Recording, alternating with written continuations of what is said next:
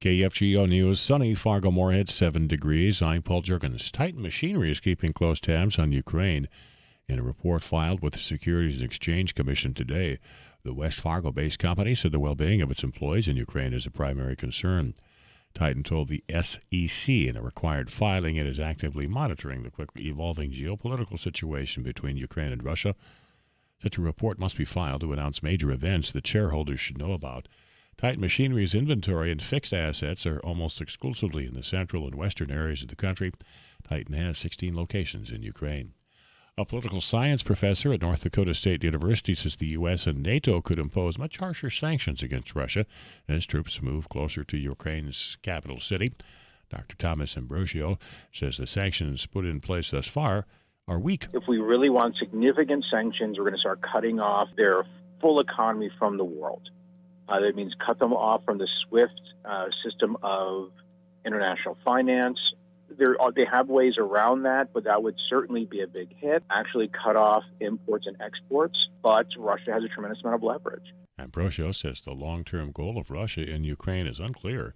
He says President Putin may be hoping for some sort of resolution or even a peace deal that could keep Russian troops in Ukraine. Senator Kevin Cramer says he has concerns about a proposed corn milling project under consideration in Grand Forks. The city council has approved a development agreement with the Fufeng Group for the plant. Several nearby land and business owners have opposed the project. As Cramer puts it, getting into business with the Chinese Communist Party is not a thing to be taken lightly. Cramer says he's spoken with Mayor Brandon Muschensky and Governor Burgum about the project. Muschensky says he's aware of Cramer's concerns, and that's why the city is doing its due diligence on the proposal. Investigators have released new details on the ongoing investigation of a 2001 murder in central Minnesota. Rachel Anthony was reported missing on February 27, 2001, after she finished her shift at a Pine River liquor store. Her body was found 6 weeks later, about 15 miles away in Breezy Point. The BCA and Cass County Sheriff's Office now say Anthony's last transaction at the store was for Mickey's Malt Liquor and Cool Cigarettes, but they have not been able to identify who made the purchase. That person is considered a person of interest in the murder.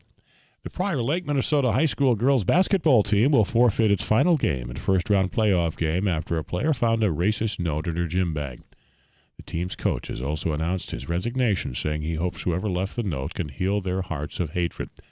The decision to end the girls' basketball season comes the same week the St. Louis Park and Robbinsdale school districts announced they'll no longer play against New Prague after that school's athletes and fans made racial taunts toward boys hockey and girls basketball players earlier this month. Near 10 above for our high this afternoon. We'll stay sunny Fargo-Moorhead. Overnight, mostly clear and 0 to 5 degrees. Tomorrow, mid-20s, sunny, some blowing and drifting snow, perhaps in the afternoon. 5 to 10 above overnight tomorrow night. Then Sunday, partly sunny, 15 to 20. Monday, partly sunny, a little light snow is possible, mid-20s again. Tuesday, 20 to 25, a slight chance of light snow, partly sunny. And Wednesday, mostly sunny, high 20 to 25 degrees. Fargo-Moorhead sunny, it's 7. Paul Jurgens, News Radio, KFGO.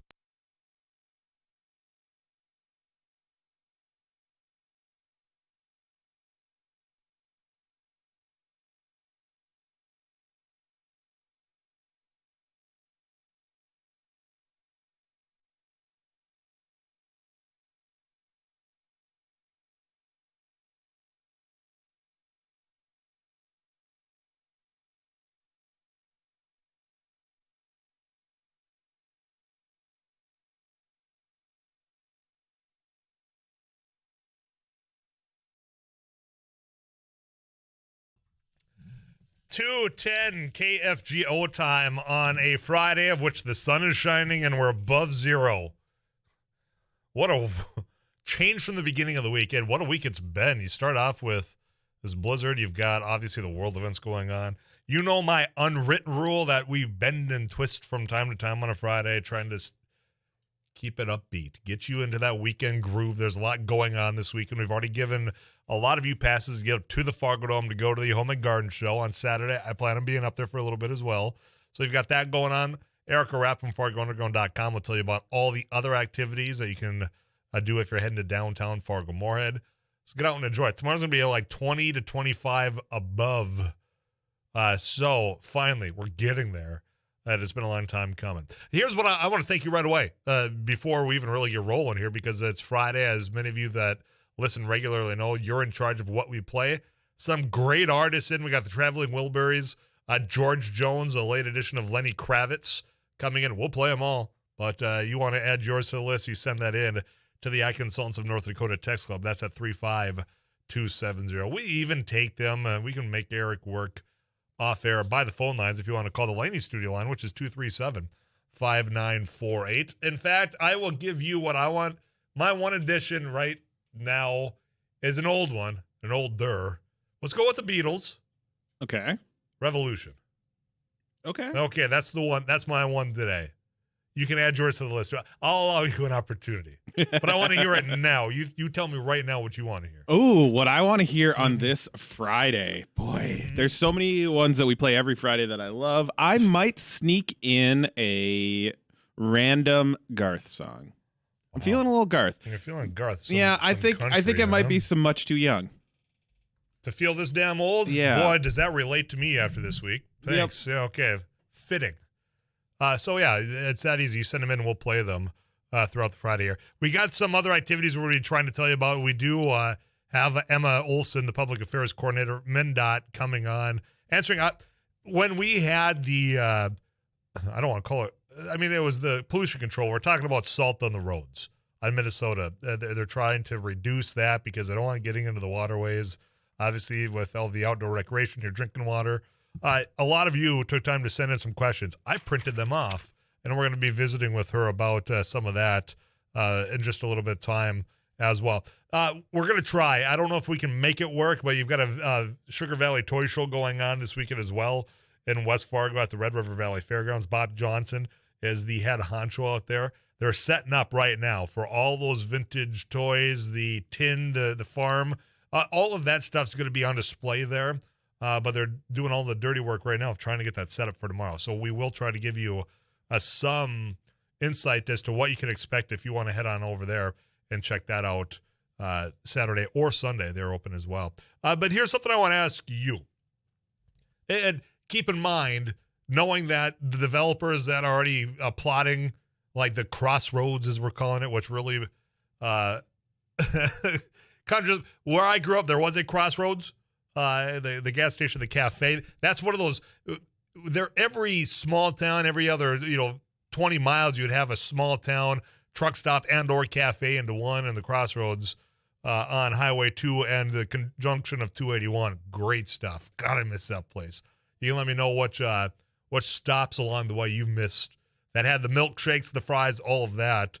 But this development here, this is a plot of land. This crossroads development is planned near I-29 and the 94 intersection. If you've been in this area, you've known that it's sat there. And we've always talked about they're going to put something here eventually. They've just got to. The way of which the community has grown around it. The holdout, of that plot of land, well, it does sound like the development, the crossroads being planned on that corner, going to be a mix office, medical technology, retail, hospitality space, all of that going on down there. I want just to throw it out to you. You're a developer. You get to put on this plot of land whatever you think is missing in the Fargo-Moorhead area. What in your mind, now knowing that Rick Berg, the individual, and those that are actually developing Goldmark commercial real estate, probably not going to listen, not going to care what we have to say. They've got their minds probably already made up. But what would you want to put there? You're in charge. It's a simple question. We've talked about the things that I would have liked. I know that we've maybe trickled into this, and full disclosure, I haven't been to the new development down south, but a Dave & Buster's, something like that in the area, we don't have it. What are you putting? You got the checkbook. You've got the whole grid paper. You're drawing out the plan. You're developing this area. I want to know what it would be that you would put there. And people have thrown out water parks before. There's a variety of things if you get creative. Let's see what you would, in fact, do if you were in charge. You can send those in to 35270. You can also call me at 237-5948. We'll have this conversation, have a little bit of fun, also get you some of the latest headlines along the way as well. It is Friday afternoon. Afternoons Live is just getting started. I'm Tyler Axis, your host. Don't go anywhere.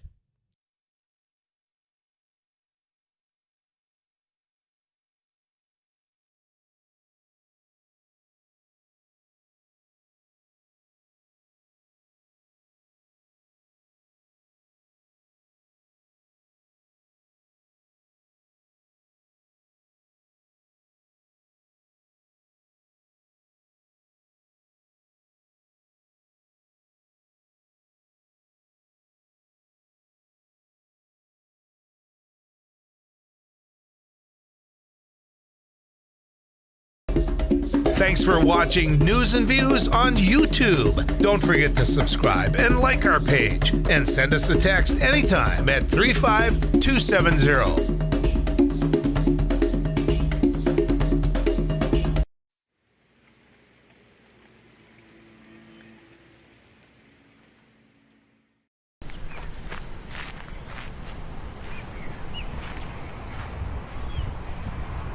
Olsen here with another News Radio. Hey, this is Abby Miller with the Derek Hansen, Couch Potato Radio. Did you see that from It Takes Two? Doug Miller with the morning crew this morning. Paul Jerkins, News Radio. Amy Eiler with It Takes Two. This is Jack Michaels, Voice of Sports. Too tall, Joel Heitkamp here on the Mighty Sarah Heinrich. Tyler Axis, your host. The Mighty 790 and 104.7 FM KFGO. The names you know, the voices you trust. Well, we're doing a food giveaway event to the community. A lot of people are facing food insecurity at this time. As we can tell, we had to start about an hour early because we just had so many people lined up. So as people come up and they need whatever they need, volunteers are taking care of it. It's all contactless, so nobody has to get out. And just making sure whatever the greatest need. We're just giving the greatest good. We're going until the food is out. As people are coming in, if they need 2 boxes and 2 gallons of milk, that's what we're giving.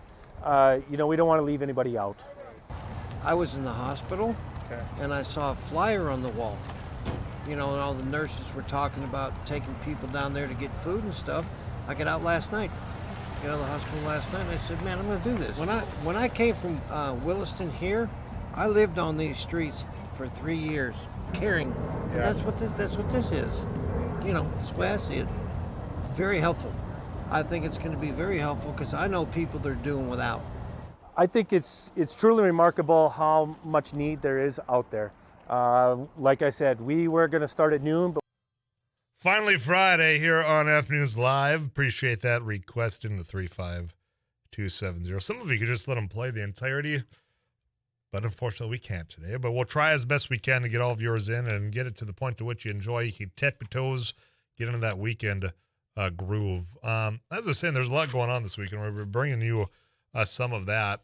On Monday, we are going to dive back into, I mean, who knows what this situation looks like between now and Monday as we're still watching what's unfolding over in Ukraine. The developments from this morning to now, actually from yesterday to even today, it's looking dire. But there has been those moments, I think, over the last social media is one of those things that's why we do a fact check around 4 from time to time to let you know if, in fact, all of the things you're seeing. And in this particular situation, with so much at stake and so much misinformation that does take place in there, some of the things that we're seeing, I mean, you gotta weigh it a little bit as far as some of the audio of the video, what is in fact actually happening, what isn't. We've got some of that going on a little bit later on today,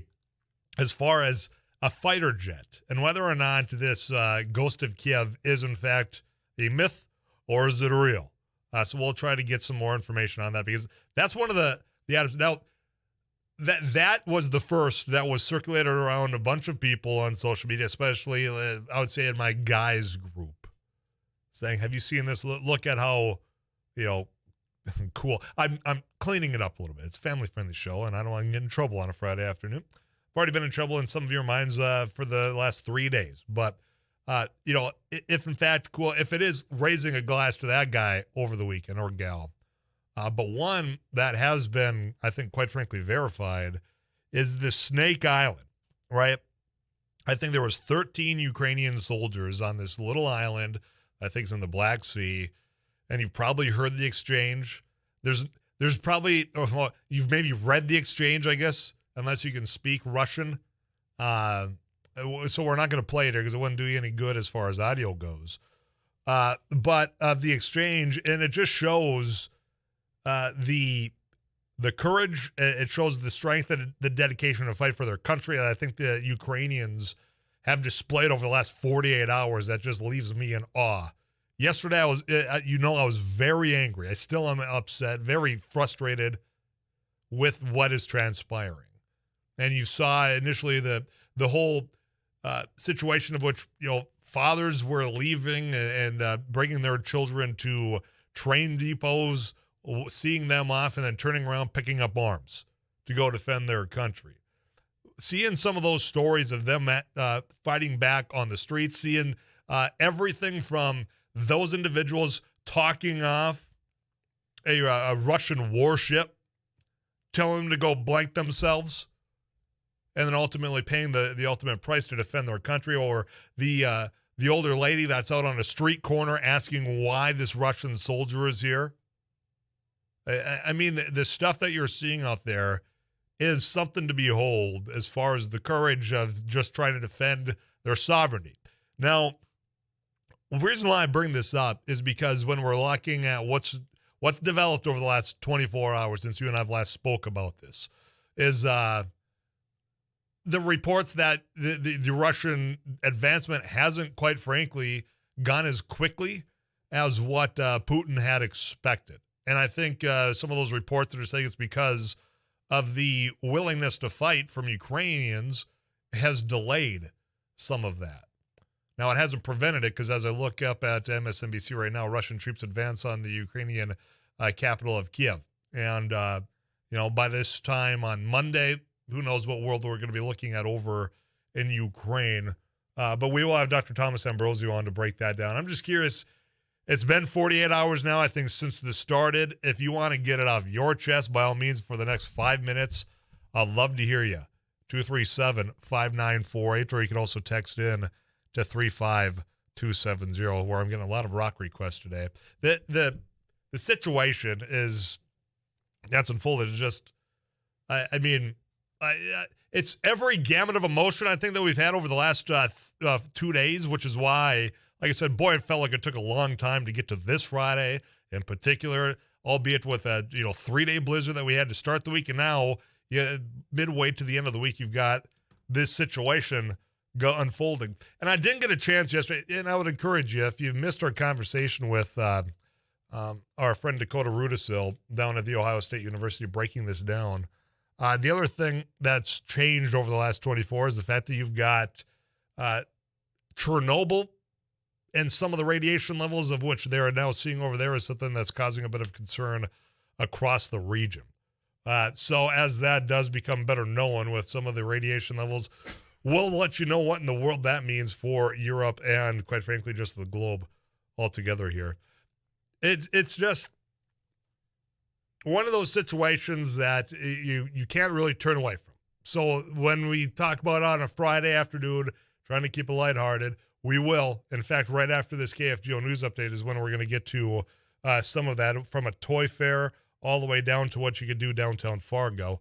But just this weekend, while you're out enjoying those things, keep in mind about what is going on over in Ukraine and what that, quite frankly, means, because NATO, with our defense, for the first time, I think, ever in this alliance, has been mobilized and basically put on that alert, because you're seeing some of the cybersecurity issues that have been attacked now across the country as well.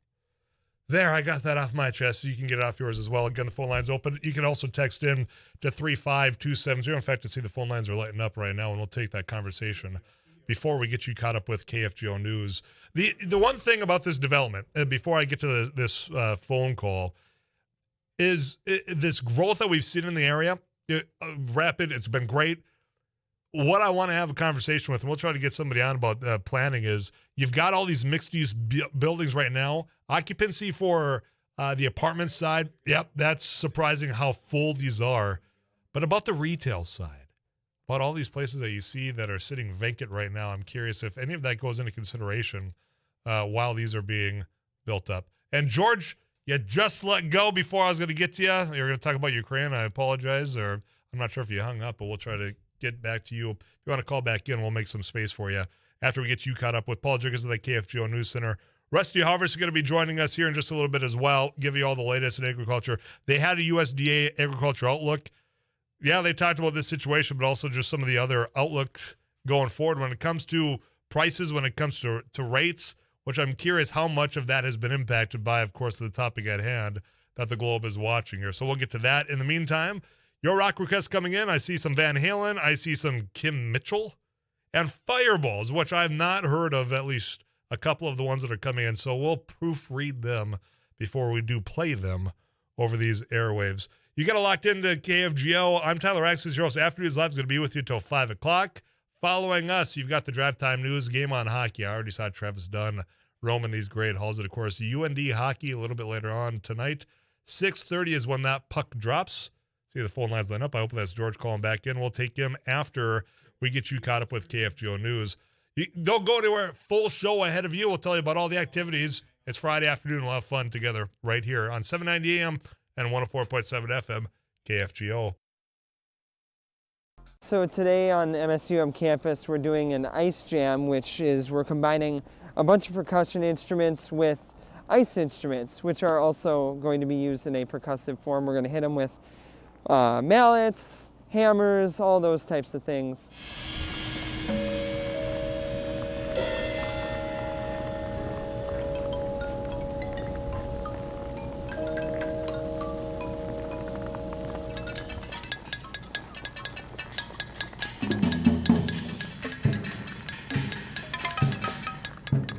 Today is all improv, so we're all just kind of working with ideas that we just kind of think of as we go, and we kind of play off each other, and it's fun to collaborate but also have a sense of independence.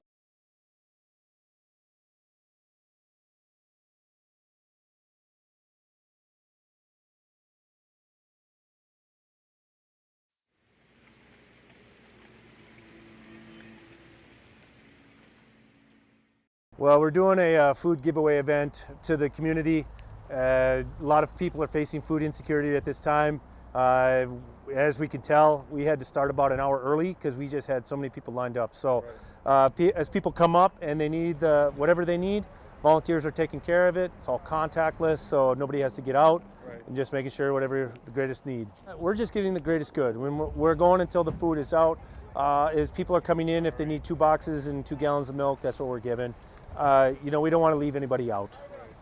I was in the hospital, and I saw a flyer on the wall. And all the nurses were talking about taking people down there to get food and stuff. I got out last night. Got out of the hospital last night, and I said, man, I'm going to do this. When I came from Williston here, I lived on these streets for 3 years, caring. And that's what this is. That's the way I see it. Very helpful. I think it's going to be very helpful because I know people that are doing without. I think it's truly remarkable how much need there is out there. Like I said, we were going to start at noon, but we had so many people lined up. We started at 11, and volunteers have been working their tail off since then. I'm thankful for that. I think this shows that there is some huge needs in the community, and we got some things we got to address.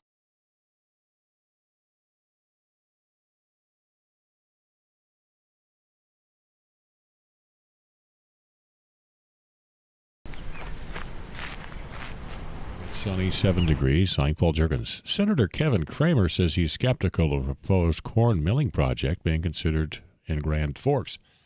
The city council's approved a development agreement with the Fufeng Group for a plant on the city's north side. Several nearby land and business owners have opposed the project. As Cramer puts it, getting into business with the Chinese Communist Party is not a thing to be taken lightly. We know China to be a very bad actor, and they are a serious adversary. They have made incredible advancements technologically, a lot of them that they've stolen, others they've stolen and then improved upon, in everything from space to the seas. Cramer acknowledged that this was a local decision. He says he's been in contact with Grand Forks Mayor Brandon Mashinsky and Governor Burgum about the project. Asked if he would pursue the deal if he were mayor, Cramer said he didn't think it was worth the risk. I'd need to know a lot more, but I would be very skeptical. And quite honestly, I'd be looking for better deals. But to weigh all the opportunities against the risks, I'd rather see a less risky opportunity than this. But again, it's not my call. Mashinsky says he's aware of Cramer's concerns and said that's why the city is doing its due diligence in vetting the project. 7 degrees. This is KFGO News.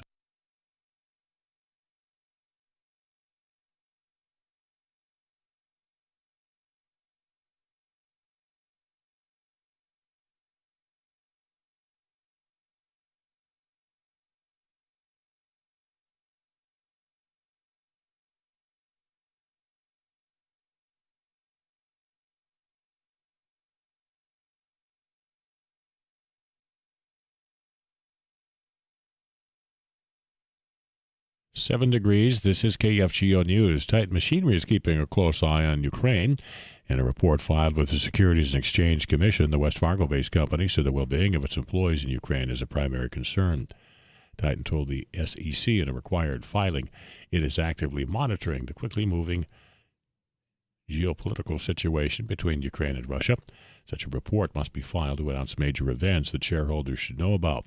Titan Machinery's inventory and fixed assets are almost exclusively in the central and western areas of the country. Titan has 16 locations in Ukraine. The crisis has ties to some residents of North Dakota. A woman who runs a grocery store specializing in Ukrainian and Russian products is worried about family and for her business. Marabella Puga owns Little Odessa in Bismarck. It's a hub for Eastern Europeans there. She says her family and friends in Ukraine are in distress, and at her store, Ukrainian and Russian customers still get along, but she says tensions have started to rise since the war started. Our relationship between Russian and Ukrainians, they are mixed. It's a lot of people in Russia from Ukraine and vice versa. So it's going to create a very hostile atmosphere between those people. Cousins that are in Moscow, they married with a Russian. And I mean, it's unbelievable how we are related, like family related, and we have to go now against each other. Punga also says she's not sure if she will be able to provide the groceries to the Ukrainian, Russian, Romanian, and Moldavian people who shop at her store. Investigators have released new details on the ongoing investigation of a 2001 murder in central Minnesota. Rachel Anthony was reported missing on February 27, 2001, after she finished her shift at a Pine River liquor store. Her body was found 6 weeks later about 15 miles away in Breezy Point. The BCA and Cass County Sheriff's Office now say Anthony's last transaction at the store was for Mickey's Malt Liquor and Cool Cigarettes, but they have not been able to identify who made the purchase. That person is considered a person of interest in the murder. One person has died and at least 8 others have overdosed in the St. Cloud area in recent days. According to the Central Minnesota Violent Offender Task Force, the task force says the overdoses are believed to be from fentanyl that had been mixed with other narcotics, and they're reminding the public of the dangers fentanyl presents. Just this week, the Minnesota Department of Health released a digital map showing the closest naloxone access points for the potentially life-saving drug that can reverse an opioid overdose. Reporter Laura Oakes. The University of North Dakota will be the first among the state's post-secondary schools to offer a bachelor's degree in competitive gaming. The State Board of Higher Education has approved the Bachelor of Science degree in esports at UND. The university has been developing esports for a couple of years, including establishing a varsity-level competition. The school also introduced an esports coaching minor in the fall of 2020. Near 10 above for a high this afternoon. A mostly sunny sky will be clear overnight and 0 to 5 degrees. Mid-20s tomorrow, some blowing snow possible in the afternoon. 5 to 10 above for the overnight low then tomorrow night. Sunday, 15 to 20. Monday, partly sunny, near 25. Tuesday, 20 to 25. And mostly sunny Wednesday. Again, 20 to 25 for the high. Sunny, it's 7. Paul Juergens, News Radio, KFGO.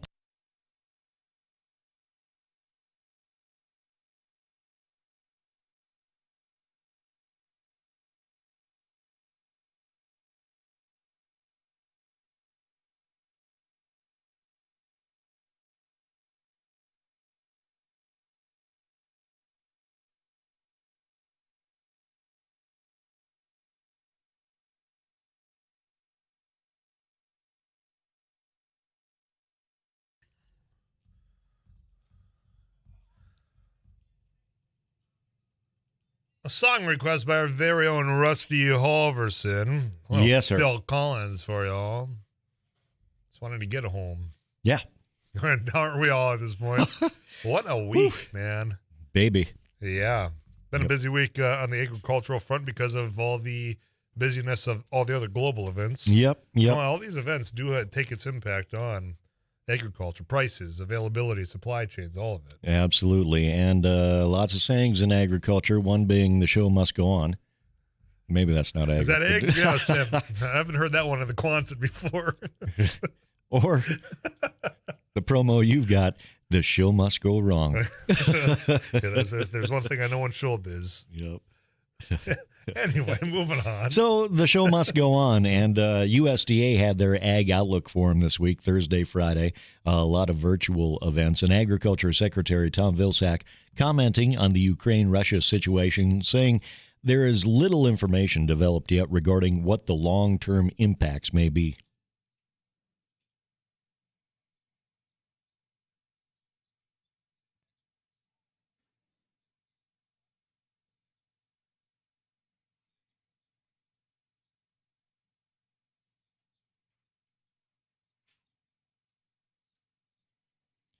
Now, the events in Ukraine sparking volatile U.S. commodity markets to end the week here, Tyler. In Minneapolis, spring wheat, for example, the most active May, September contract 60 cents lower.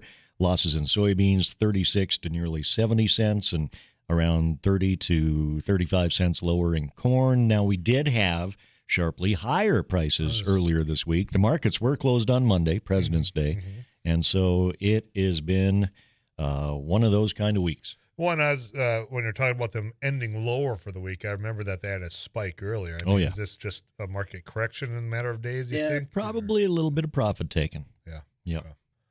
Well, there you have it. Yeah, and it's volatile is the word that stands out because that's going to probably continue to be the case. Yeah, so, grain traders will watch developments into the weekend to see what the overnight trade is going to do and what we'll do on Monday morning, and it's anybody's guess.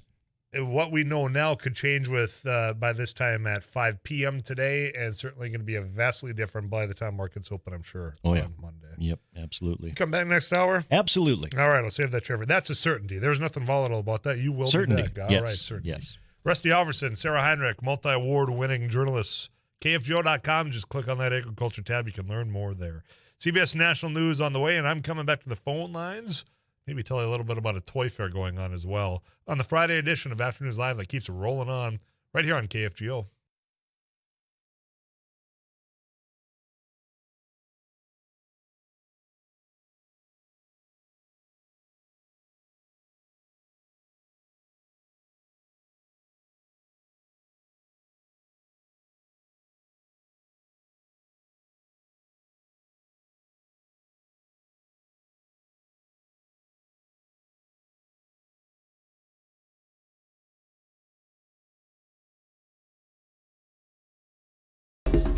Thanks for watching News and Views on YouTube. Don't forget to subscribe and like our page. And send us a text anytime at 35270.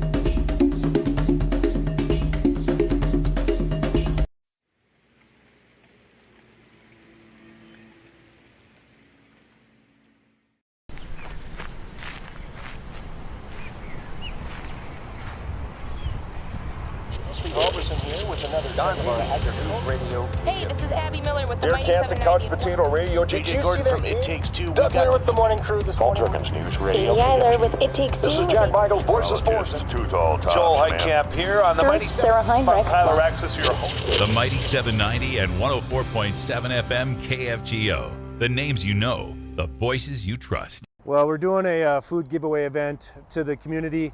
A lot of people are facing food insecurity at this time. As we can tell, we had to start about an hour early because we just had so many people lined up. So as people come up and they need whatever they need, volunteers are taking care of it. It's all contactless, so nobody has to get out, and just making sure whatever the greatest need. We're just getting the greatest good. We're going until the food is out. As people are coming in, if they need 2 boxes and 2 gallons of milk, that's what we're giving. We don't want to leave anybody out. I was in the hospital, and I saw a flyer on the wall. And all the nurses were talking about taking people down there to get food and stuff. I got out last night, the hospital last night, and I said, man, I'm going to do this. When I came from Williston here, I lived on these streets for 3 years, caring. And that's what this is. That's the way I see it. Very helpful. I think it's going to be very helpful because I know people that are doing without. I think it's truly remarkable how much need there is out there. Like I said, we were going to start at noon, but we had so many people lined up. We started at 11, and volunteers have been working their tail off since then. I'm thankful for that. I think this shows that there is some huge needs in the community, and we got some things we got to address.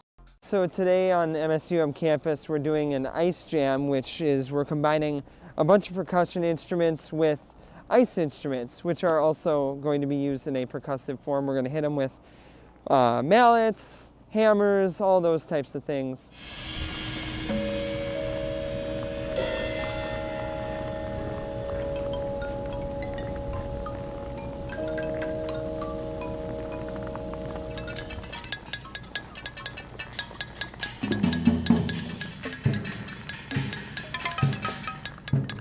Today is all improv, so we're all just kind of working with ideas that we just kind of think of as we go, and we kind of play off each other, and it's fun to collaborate but also have a sense of independence.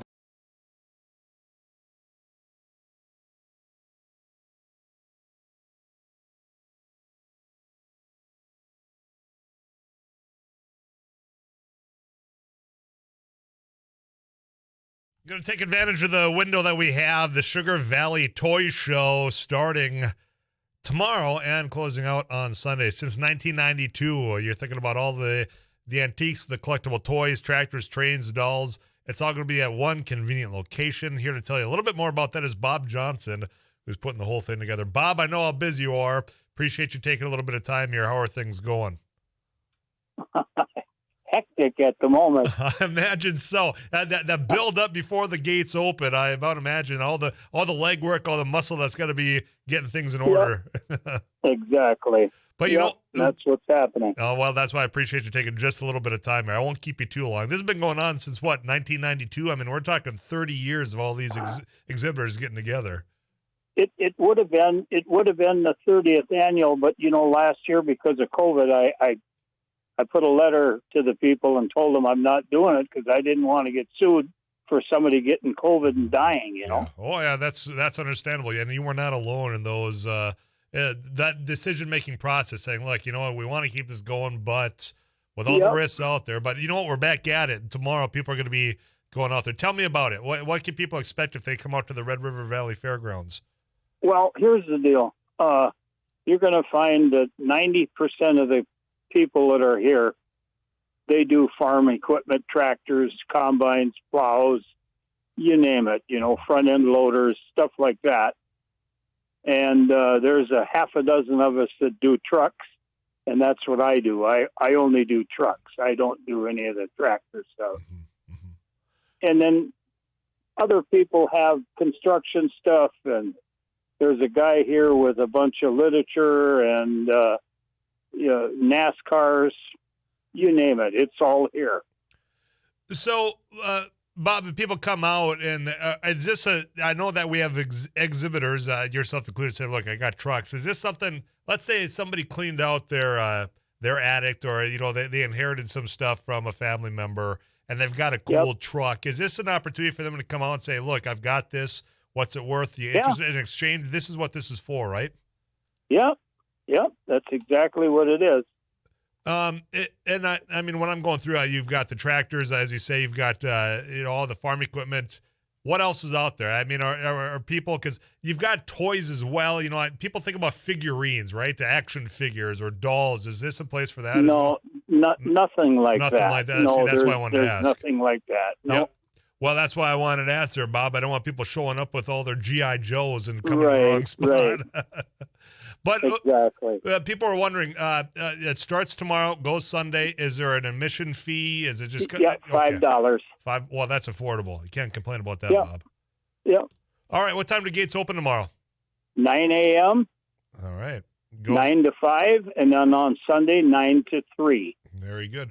Bob, I hope people get out there. This is one of those niches in this area because I know that I think about growing up about one of my buddies that lived on a farm, had all the John Deere type toys. And and I think about all those that are probably sitting in his basement right now and what could be done with those things. Gotcha. Bob, appreciate it, man. I'm going to let you get back to work and good luck this weekend, all right? Yep. Thanks much for calling. Yeah, not a problem. Talk to you later. Bye. Yeah, you take care. Bob Johnson, man, hard at work, focused, getting those tables, the exhibitors in line for the tractors, the trucks, all that, those vintage toys, farm equipment specific. If you are a collector or if you're looking to exchange or sell, I imagine you're going to want to put that on our calendar. Red River Valley Fairgrounds. Get on out there this weekend. I'm going to get you to the weather update from Eric Johnson. Too Tall Tom on vacation. He will be back next week. Tell you about how nice it's going to be throughout this weekend. So there's going to be no excuse to not go out and do a variety of the things that the upper Midwest has to offer this weekend. We'll wrap up the first hour of Afternoons Live right after that here on KFGO.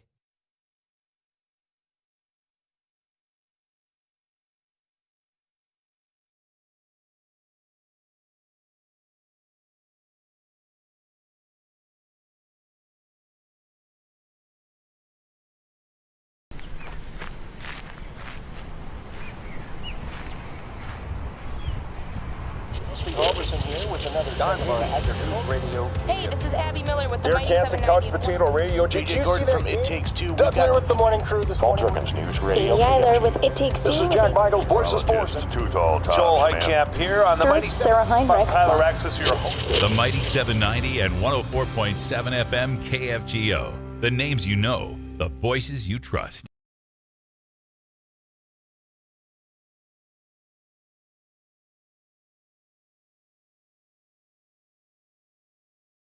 Well, we're doing a food giveaway event to the community. A lot of people are facing food insecurity at this time.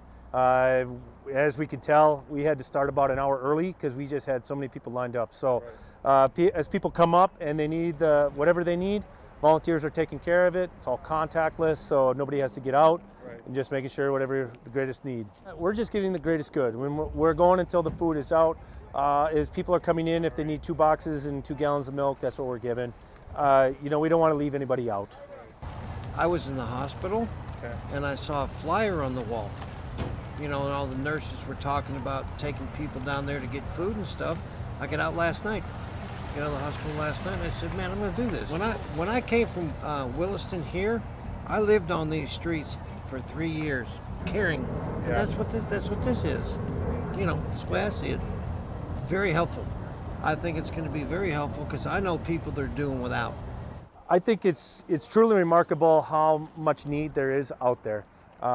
Like I said, we were going to start at noon, but we had so many people lined up. We started at 11, and volunteers have been working their tail off since then.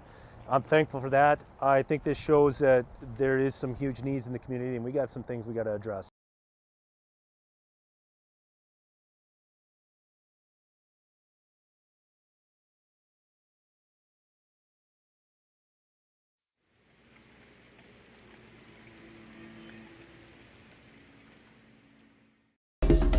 Thanks for watching News and Views on YouTube. Don't forget to subscribe and like our page. And send us a text anytime at 35270.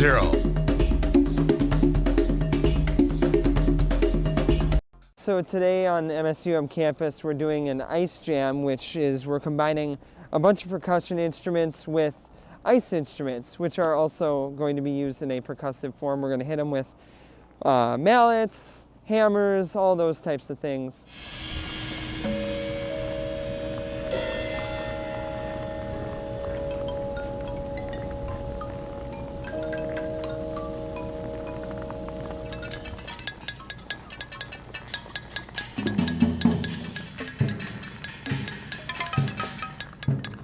Today is all improv, so we're all just kind of working with ideas that we just kind of think of as we go, and we kind of play off each other, and it's fun to collaborate but also have a sense of independence.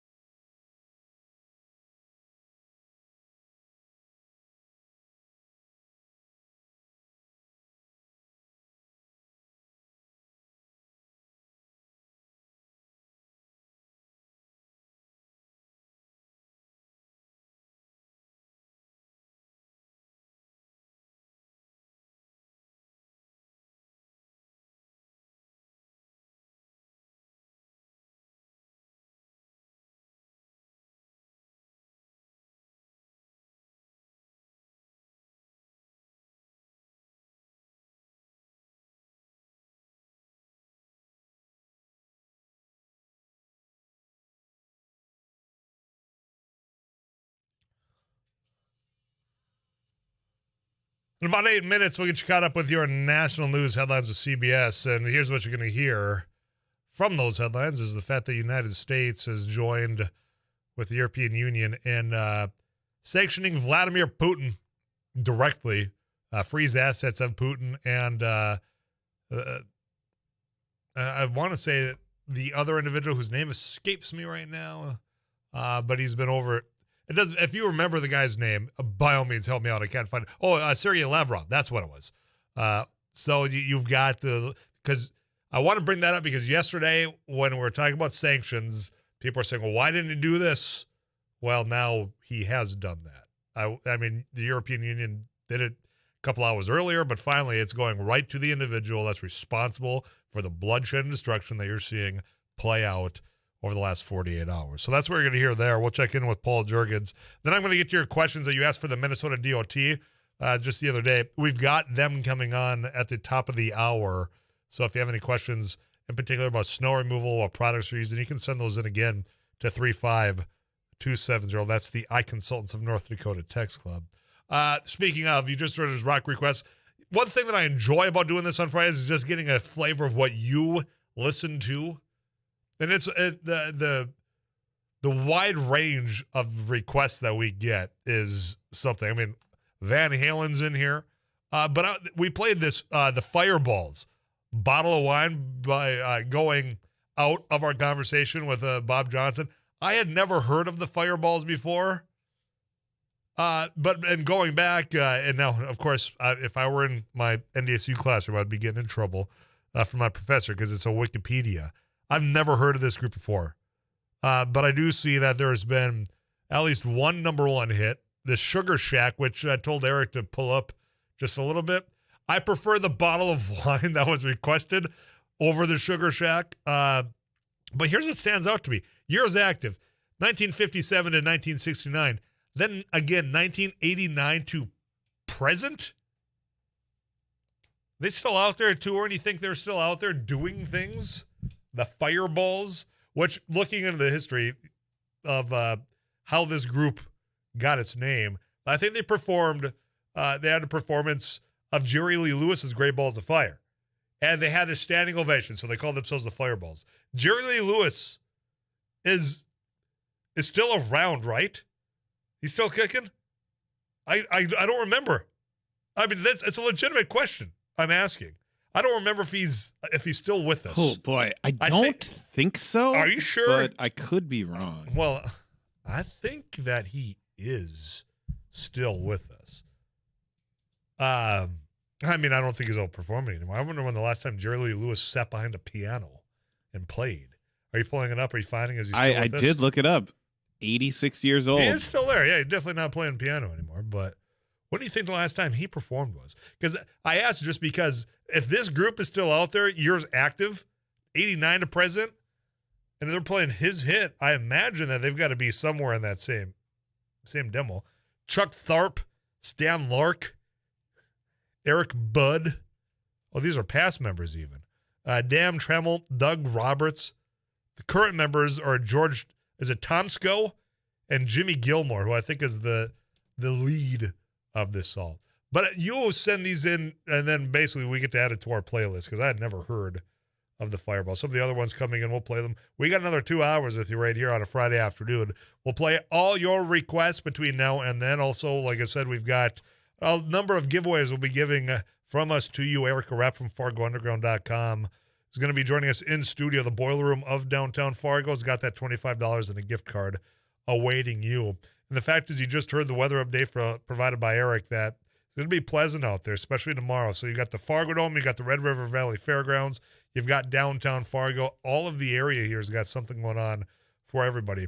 If you just want to go outdoors and actually do a little bit of ice fishing, because we still have a lot of that winter left, Kyle Eggery is going to be joining us a little bit later on, giving you a preview not only about what's going on their program, Gone Outdoors, him and Scott Brewer, but just giving you that updated fishing report from the area here. It's been a weird week. It's been a cold week, blustery. We visited with Tanner Cherney up in Devil's Lake just yesterday about the conditions up there and what that's done to the bite, especially just these wild swings that we've had and we're going to continue to have over the next few days here all the way through. It sounds like maybe the middle of March. So if you got any of those questions coming in or thoughts about where you want to go, Kyle, he's knowledgeable. He can let you in on some of those secrets of what's actually getting that bite and what's reeling them in. When we come back, though, after the CBS National News Update, Emma Olsen, the Public Affairs Coordinator for the MnDOT, the questions that you had based on our conversation when it came to using salt on the roads, Minnesota's trying to do less of that.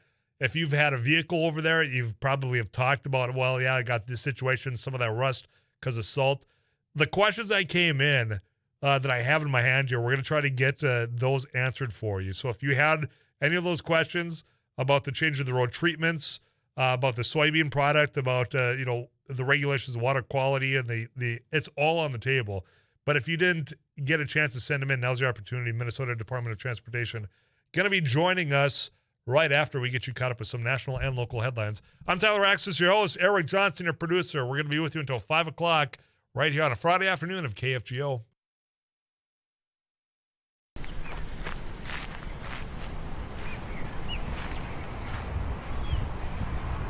Olsen here with another News Radio. Hey, this is Abby Miller with the Derek Hansen, Couch Potato Radio. Did you see that? From It Takes Two. Doug here with the morning crew this morning. All News Radio. Amy Eiler with It Takes Two. This is Jack Michaels, Voice of Sports. Joel Heitkamp here on the Mighty Sarah Heinrich. Tyler Axis, your host. The Mighty 790 and 104.7 FM KFGO. The names you know, the voices you trust. Well, we're doing a food giveaway event to the community. A lot of people are facing food insecurity at this time. As we can tell, we had to start about an hour early because we just had so many people lined up. So as people come up and they need whatever they need, volunteers are taking care of it. It's all contactless, so nobody has to get out. And just making sure whatever the greatest need.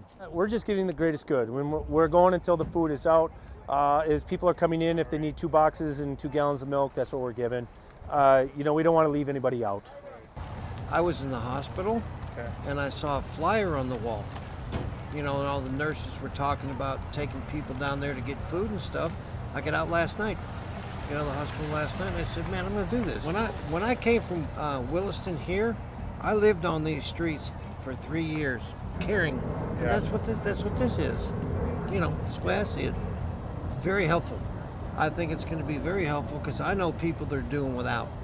I think it's truly remarkable how much need there is out there. Like I said, we were going to start at noon, but we had so many people lined up. We started at 11, and volunteers have been working their tail off since then.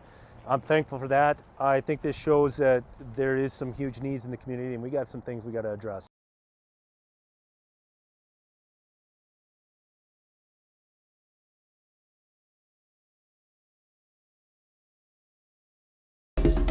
Thanks for watching News and Views on YouTube. Don't forget to subscribe and like our page. And send us a text anytime at 35270.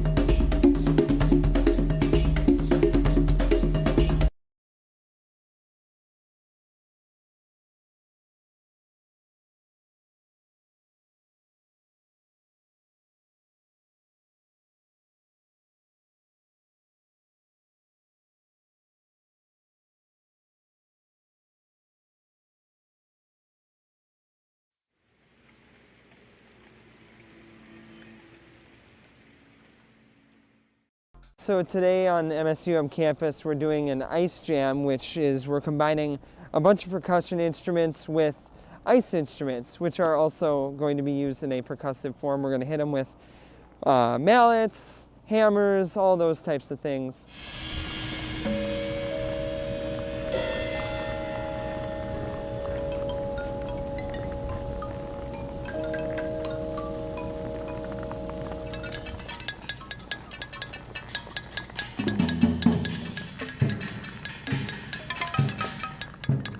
Today is all improv, so we're all just kind of working with ideas that we just kind of think of as we go, and we kind of play off each other, and it's fun to collaborate but also have a sense of independence.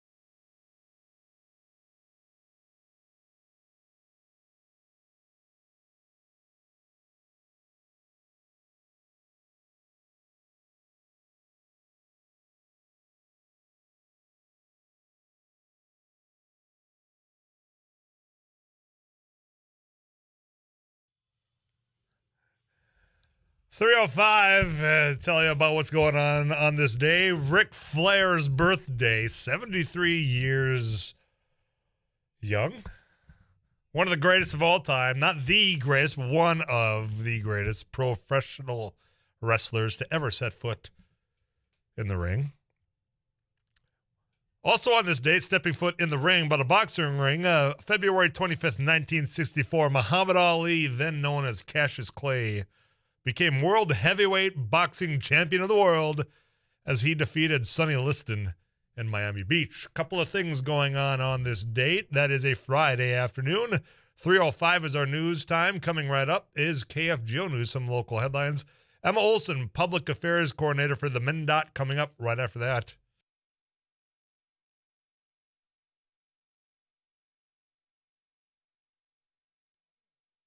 KFGO News, Fargo-Moorhead sunny. It's 8 degrees. I'm Paul Jerkins.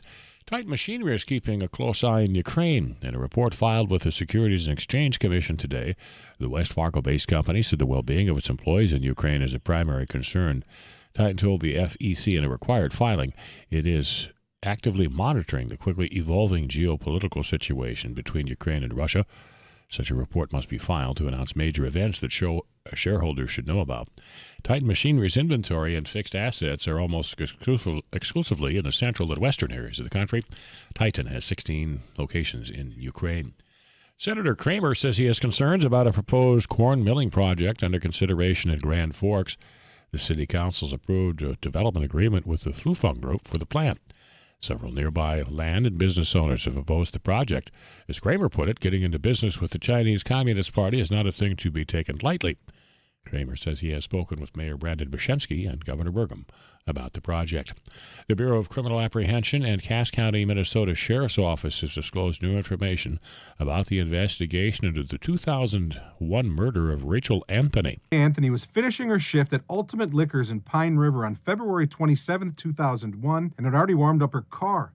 A police officer spotted the car still idling around 1 a.m. The back door to the store was unlocked, and Rachel's purse and coat were still inside. Anthony's body was found 6 weeks later near Breezy Point. Investigators have determined the last transaction of the store that night was the purchase of a bottle of Mickey's malt liquor and Cool cigarettes. KFGO News correspondent Brent Palm. The Central Minnesota Violent Offender Task Force is investigating one death and at least 8 other drug overdose cases in the St. Cloud area. The drugs may be mixed with fentanyl, which affects the central nervous system and respiratory functions. Exposure can be deadly. It's estimated to be about 80 times as potent as morphine and hundreds of times more potent than heroin. Fargo-Moorhead near 10 above this afternoon, mostly clearer than overnight, 0 to 5 degrees. Sunny tomorrow, and southwest wind at 15 to 25 in the afternoon may kick up some blowing and drifting snow. Tomorrow night, partly cloudy, 5 to 10. Sunday, 15 to 20 degrees. Monday near 25, also mid-20s perhaps on Tuesday, partly sunny, a slight chance of light snow. Sunny now, it's 8. Paul Jergens, News Radio KFGO.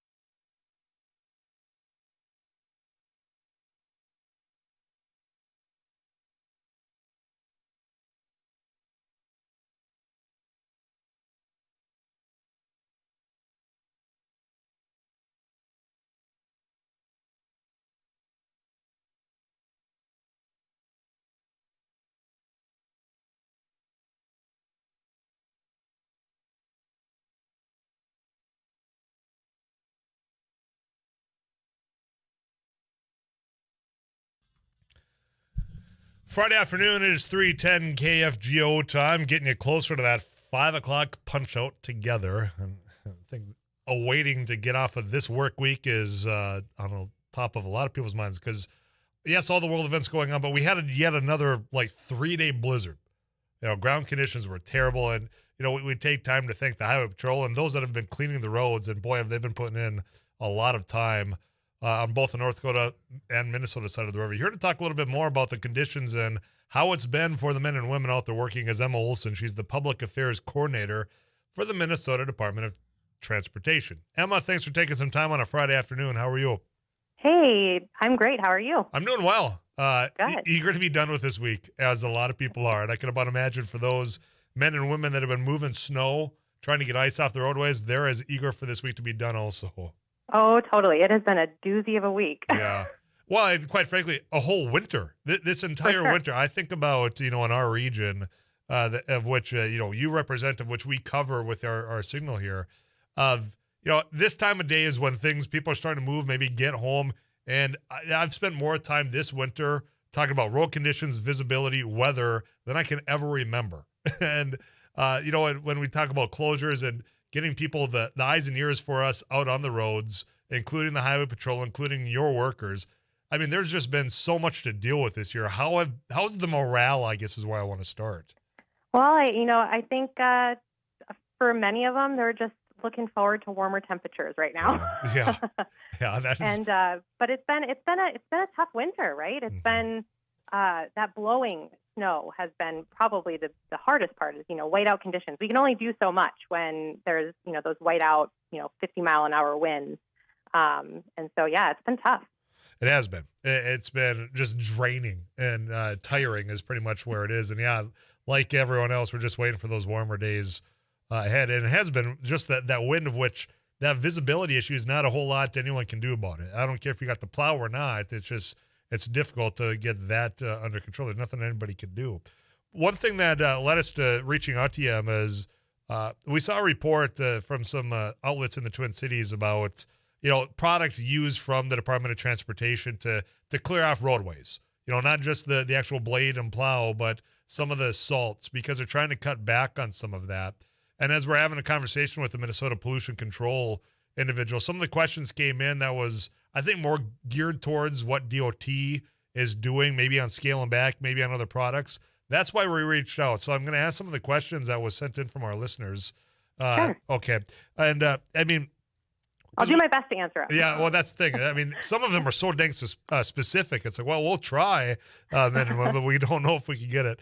One of the things, like on the North Dakota side, Minnesota side, I think we've got some different products of which we use. People are wondering, on the North Dakota side, we use a little bit more of the gravels, more of the soybean product, or I keep saying soybean, the sugar beet product. Yeah. People are curious. Is Minnesota looking at doing some of that, more of that? I'm just curious, where do you stand on reducing the use of salts on the roadways versus some other products out there? Yeah, so we do use a beet product. It's a calcium chloride kind of base as well, and it does melt the snow or the snow and the ice at kind of those lower temperatures, especially in a winter like this where we've had these really cold temps. It does help with that kind of stuff. And then we also use a brine, which is another salt kind of based solution that can be used with or without rock salt. And when it is mixed with the rock salt, it kind of activates it before it gets put down on the ground. And so that way, it reducing the amount that we have to put down. Plus, it's more in a liquid format, so there's less bounce, there's less scatter. The salt's not bouncing off into the ditch; it's going where it's being applied. So, that liquid sort of solutions are things that we've been utilizing to kind of help with that, because it does help to reduce the amount of salt that's going on the road. Well, and that's exactly what the intent of that conversation was, is reducing the amount of salts, the chloride, so it doesn't get into the water systems. And I had people pointing out, this might be more of a Twin Cities area issue, but I don't know if that's necessarily accurate. I think about the part of the country we live in with those recreational lakes. I mean, you don't want that getting in there either. Totally. And this is a statewide effort. It's not just, one particular region. We're definitely, testing things out, trying things across the entire state for that exact purpose. We're we're lake country. And so we want to make sure we're doing our part to, minimize the amount of salt that's going on the road.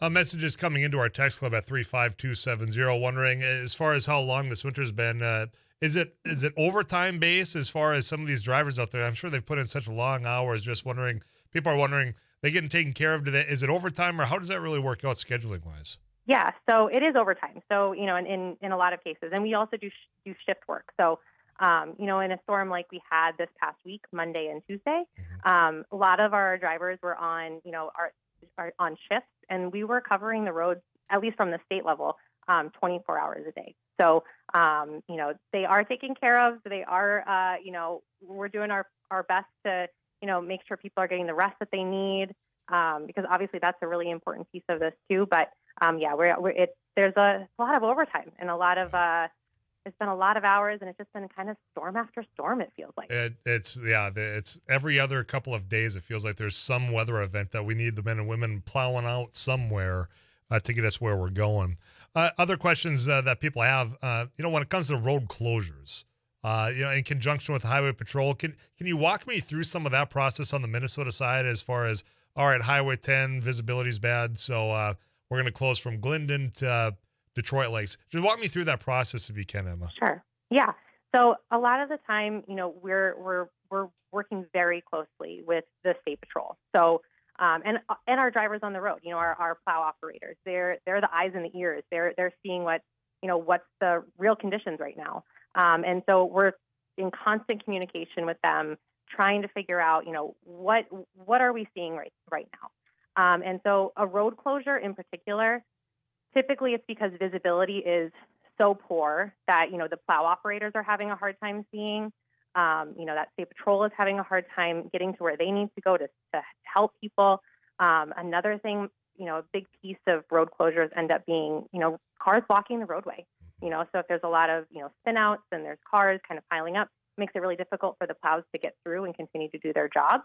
And so sometimes that's what ends up closing the road. And obviously, a big piece of that is you want to close it in kind of, strategic places too, because you want to make sure people can get off and get to a gas station or a hotel or whatever it might need. And so, we have to be thoughtful of how and where we're closing the roads too. Yeah, and I think that question's smart because there was questions, I think more particular on the North Dakota side earlier the times in which we closed down roads earlier this year versus not closing down at an earlier time, I think had people kind of scratching their heads as to why and what the process looks like. So I'm not sure if that was more geared towards just the general conversation, but I appreciate our listeners sending those into 35270. How long have you been doing this, Emma? Because, for me, being in this chair, this has been the wildest winter, just being one to help spread information. I'm just curious on the Minnesota DOT, as far back as you can remember, is this one of the most unusual winters that you've been a part of? It's been a unique winter, and I've been with the DOT for about almost 4 years now, and I would say that this is definitely the most unique one we've had. I mean, we've had some significant snowfall in the past, but it's that wind this year that I think is probably one of those things that is the most unique. We've just had wind after wind after wind event, and especially, in the Minnesota side, we have the open country too, but not in the same way that maybe North Dakota has. Right. And it's really affected us. I think, the wind in particular more so this year than it has in the past. Yeah, that's the thing. We had National Weather Service, our friend Greg Gust up from the Grand Forks area, and he was saying that too. I asked him on in particular just because it feels like the thing that's been so unique this year is just that strong wind that doesn't go away. When we have a gust of 65 miles an hour reported at Hector International, that grabs some attention out there. It doesn't matter how crusted over that snow is, it's blowing if we're getting that strong of a wind. Emma, is there anything you want to get out about, the work? Everybody's so grateful, whether the men and women driving those plows hear it or yourself getting information out. We hope you hear it. If not, this is our opportunity to say thank you. Final word goes to you before I let you go this Friday. Well, I think, I definitely will share the message with our plow operators. They appreciate it. They are working so hard, and they've really been, the plows have gotten a workout this year. But I definitely, always recommend people check 511. That's going to be the best place to kind of get updates on road conditions. Obviously, it's a frame of reference, so it's, maybe not always perfect, but it's a great place where you can, check out the plow cameras, the highway cameras, kind of get a feel for what's going on the roadway, and know before you go. Yeah.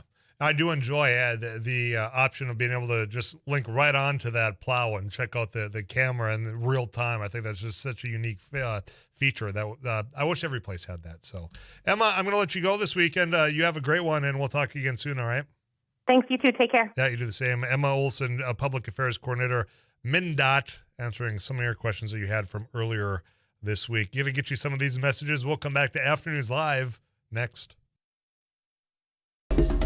Thanks for watching News and Views on YouTube. Don't forget to subscribe and like our page. And send us a text anytime at 35270. Well, we're doing a food giveaway event to the community.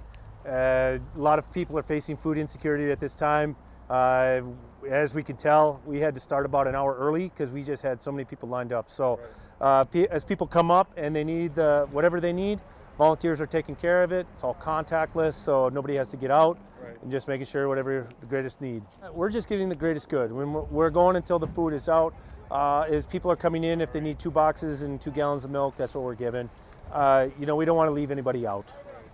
I was in the hospital, and I saw a flyer on the wall.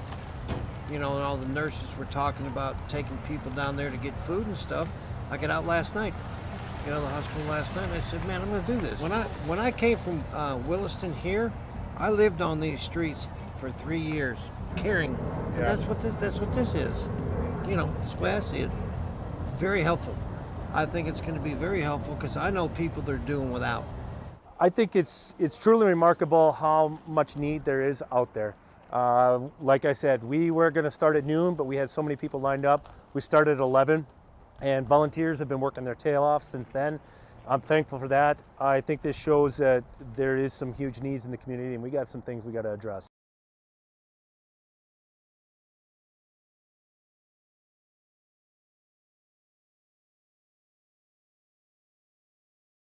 So today on MSUM campus, we're doing an ice jam, which is we're combining a bunch of percussion instruments with ice instruments, which are also going to be used in a percussive form. We're going to hit them with mallets, hammers, all those types of things.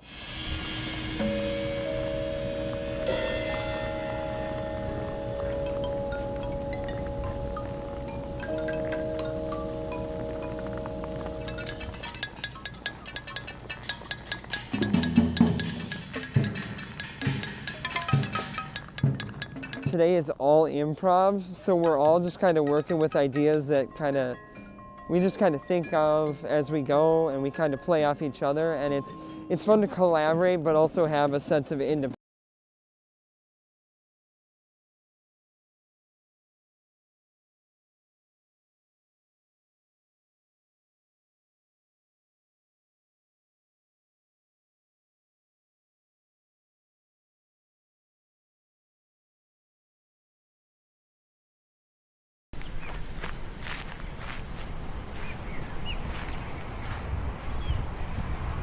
Olsen here with another News Radio. Hey, this is Abby Miller with the Air Mighty Kansas 790. Couch Potato Radio. Did you see that from It Takes Two? Doug here with the morning crew this morning. News Radio. Amy Eiler with It Takes Two. This is Jack Michaels, Voices Forces. Joel Heitkamp here on the Mighty Sarah 7. Heinrich. Tyler Axis, your host. The Mighty 790 and 104.7 FM KFGO. The names you know, the voices you trust.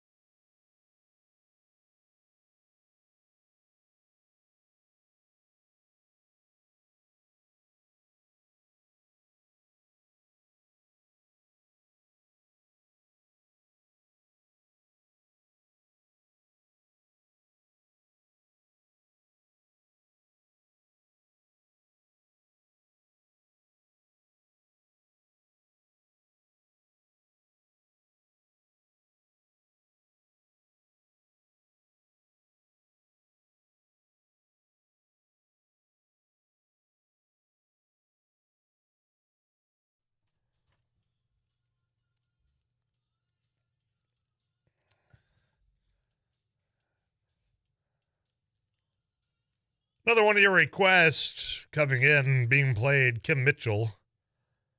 Appreciate you sending that in to the iConsultants of North Dakota Text Club. You can join that at 35270. This is some news that's been circulating around on the broadcasting side, sports related. You've got Joe Buck, Troy Aikman. They're the premier broadcasters, play-by-play when it comes to the Fox network of NFL.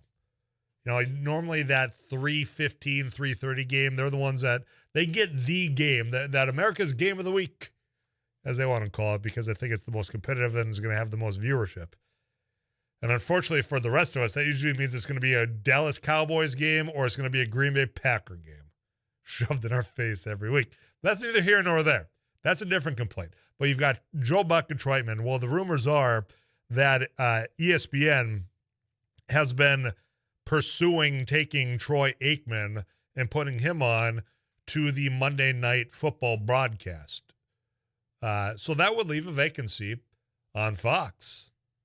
So who would you like to see join Joe Buck? They've got somebody that they're pursuing, and I would love to get your thoughts on this. Because according to the front office on Fox Sports, is in negotiation with former New Orleans Saints head coach Sean Payton.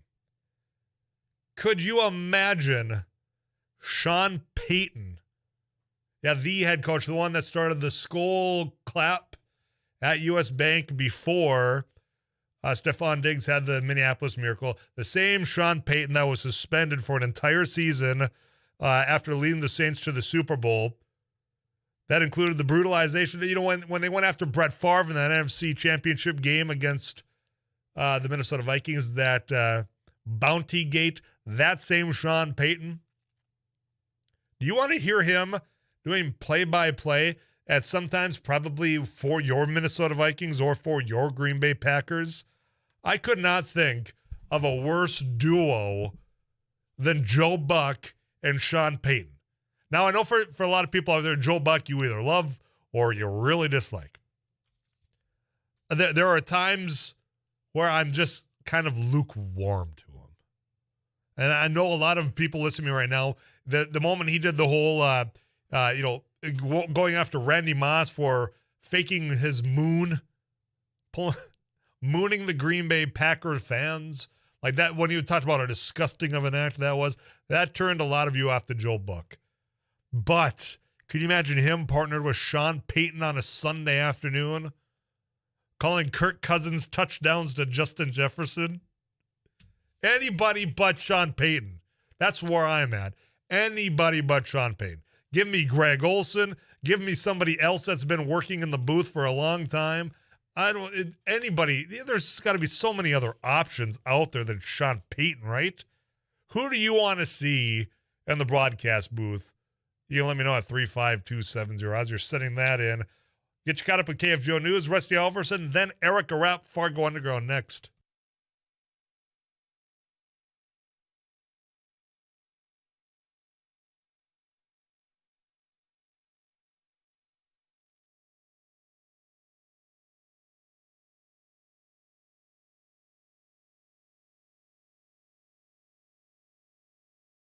Well, we're doing a food giveaway event to the community.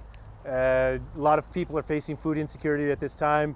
As we can tell, we had to start about an hour early because we just had so many people lined up. So as people come up and they need whatever they need, volunteers are taking care of it. It's all contactless, so nobody has to get out. And just making sure whatever the greatest need. We're just giving the greatest good. We're going until the food is out.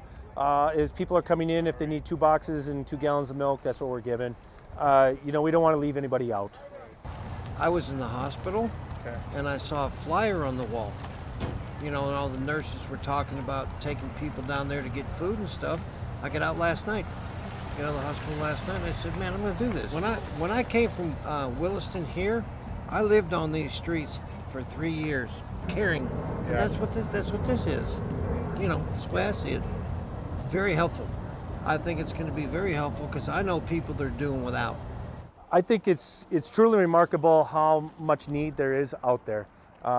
Like I said, we were going to start at noon, but we had so many people lined up. We started at 11, and volunteers have been working their tail off since then. I'm thankful for that. I think this shows that there is some huge needs in the community, and we got some things we got to address. So today on MSUM campus, we're doing an ice jam, which is we're combining a bunch of percussion instruments with ice instruments, which are also going to be used in a percussive form. We're going to hit them with mallets, hammers, all those types of things.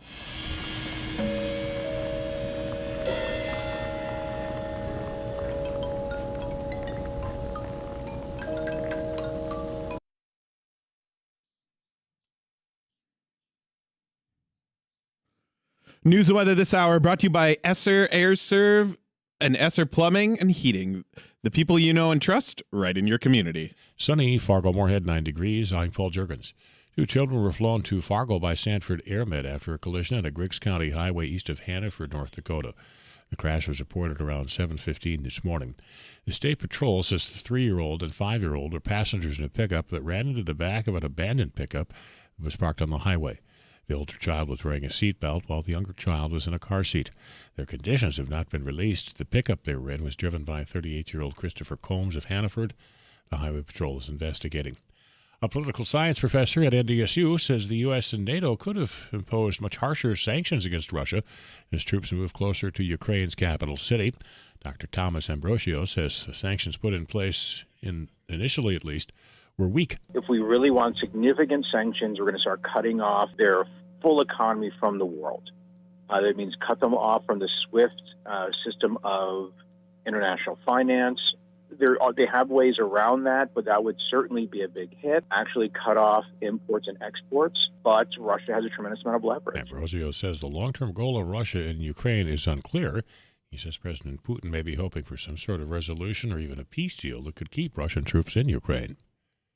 9 degrees. This is KFGO News.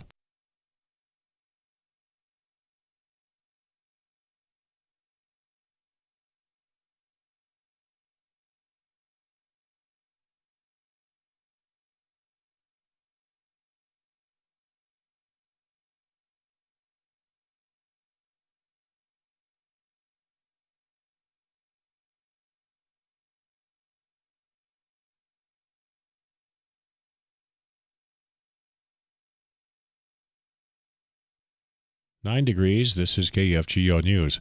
Investigators have released new details on the ongoing investigation of a 2001 murder in central Minnesota. Rachel Anthony was reported missing on February 27, 2001, after she finished her shift at a Pine River liquor store. Her body was found 6 weeks later, about 15 miles away in Breezy Point. The BCA and Cass County Sheriff's Office now say Anthony's last transaction at the store was for Mickey's Malt Liquor and Cool Cigarettes, but they have not been able to identify who made the purchase. That person is considered a person of interest in the murder. The Prior Lake, Minnesota High School girls basketball team will forfeit its final game and first-round playoff game after a player found a racist note in her gym bag. The team's coach has also announced his resignation, saying he hopes whoever left the note can heal their hearts of hatred. The decision to end the girls' basketball season comes the same week the St. Louis Park and Robbinsdale school districts announced they'll no longer play against New Prague after that school's athletes and fans made racial taunts toward boys' hockey and girls' basketball players earlier this month.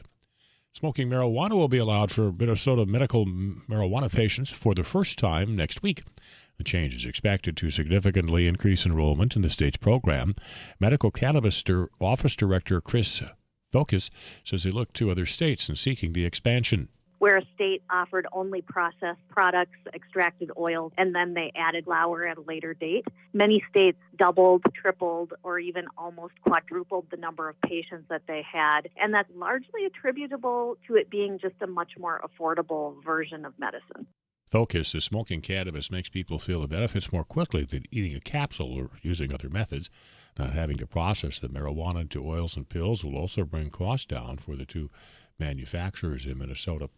The University of North Dakota will be the first among the state's post-secondary schools to offer a bachelor's degree in competitive gaming. The State Board of Higher Education has approved the Bachelor of Science degree in esports at UND. The university has been developing esports for a couple of years, including establishing varsity-level competition. The school also has introduced an esports coaching minor. That was done in the fall of 2020. KFGO Weather Center forecast near 10 above this afternoon. Mostly clear, 0 to 5 above overnight. Tomorrow we may see some drifting snow in the afternoon, or at least blowing snow, with a southwest wind at 15 to 25. Otherwise sunny and 25 tomorrow. Tomorrow night, 5 to 10 degrees. Sunday, 15 to 20, a partly sunny day. Near 25, partly sunny on Monday, maybe a little light snow. Tuesday, a slight chance of light snow, partly sunny 20 to 25. 20 to 25, mostly sunny on Wednesday, and also low to mid-20s, partly sunny for Thursday. 9 degrees, Paul Juergens, News Radio, KFGO.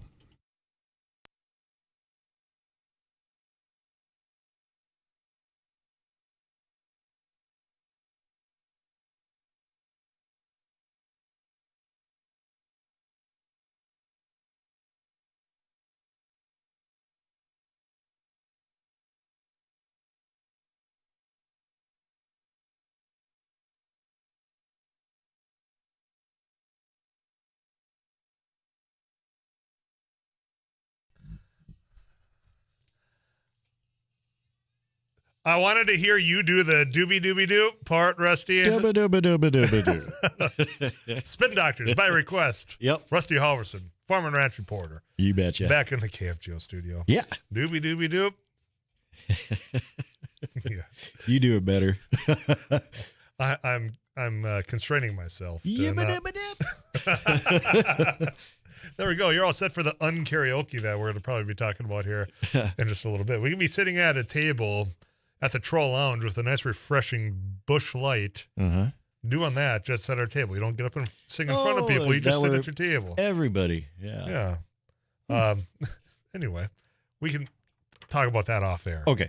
Make our plans for the weekend. USDA, the Agricultural Outlook Forum, was going on earlier today, and you took part in it. Yep, you bet. And the topic of climate-smart agriculture came up, and Robert Bonney is USDA's Undersecretary for Farm Production and Conservation Programs, and he said during the forum there's growing conflict about the language surrounding the topic of conservation. Bonney acknowledged there are concerns from farmers, ranchers, and forest landowners that environmental policy is being done to them rather than with them.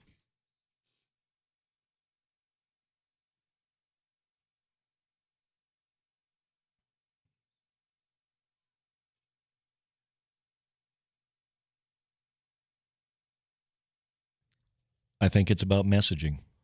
Well, it is, and I'm not going to pull you into this, so let me say this, and you just close your ears if you don't want to hear it. Okay. As when you've got this notion that there's this concern that is taking place to them. I mean, you don't have to go very far west in North Dakota to have all these organizations having somebody that just speaks out of rhythm about all this, saying they're coming to take your land, and these the Trent Luces of the world. And it's not true. It has never been true. This is a voluntary basis. So for people to go out there and to sponsor that type of commentary, and then to have sheriffs out there saying, I'm going to deputize citizens out there, that's why you have all this misinformation out there, because it's just simply not true. Got that off my chest. You can open your ears now. I'm not going to ask you about anything that you didn't hear there. No, but earmuffs. Earmuffs. Yes, earmuffs. Yep, earmuffs. Come on, you have to do that in front of the child. Just say earmuffs. But the messaging, the having the conversation with somebody at a table, I'm all for it. It's going to take a long road because of all of this, though.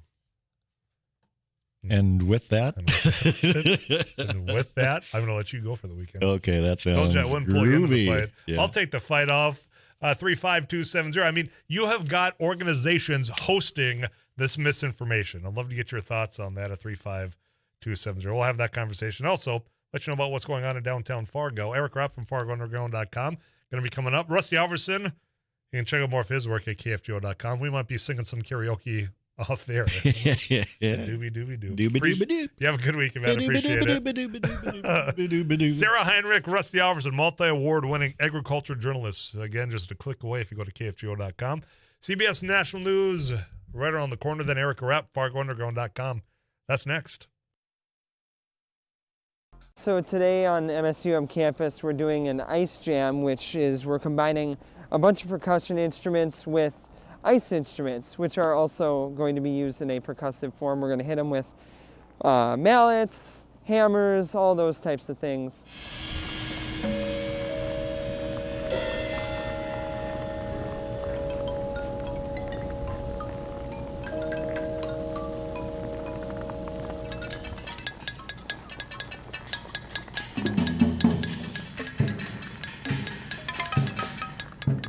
Today is all improv, so we're all just kind of working with ideas that we just kind of think of as we go, and we kind of play off each other, and it's fun to collaborate but also have a sense of independence. Well, we're doing a food giveaway event to the community.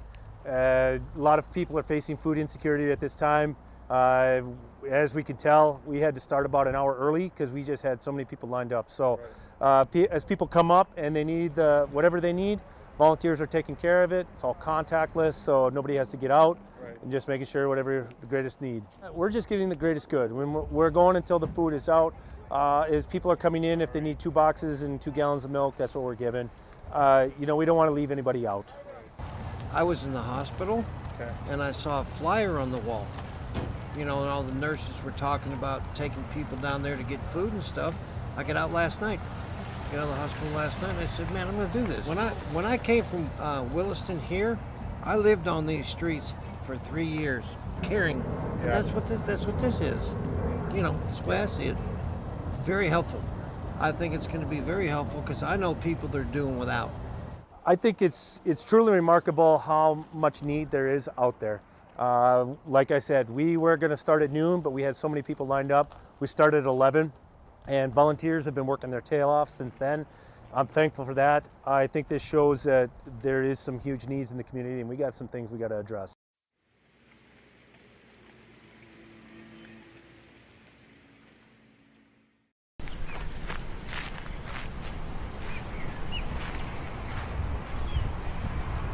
Robertson here with another News Radio. Hey, this is Abby Miller with the Derek Mighty Hansen, Couch 790. Potato Radio. Did you see that from It Takes Two? Doug here with the morning crew this morning. Jerkins News Radio. Katie Eiler with It Takes Two. This is Jack Michaels, Voices Forces. Too tall, Joel Heitkamp here on the Mighty Sarah Heinrich. Tyler Axis, your host. The Mighty 790 and 104.7 FM KFGO. The names you know, the voices you trust.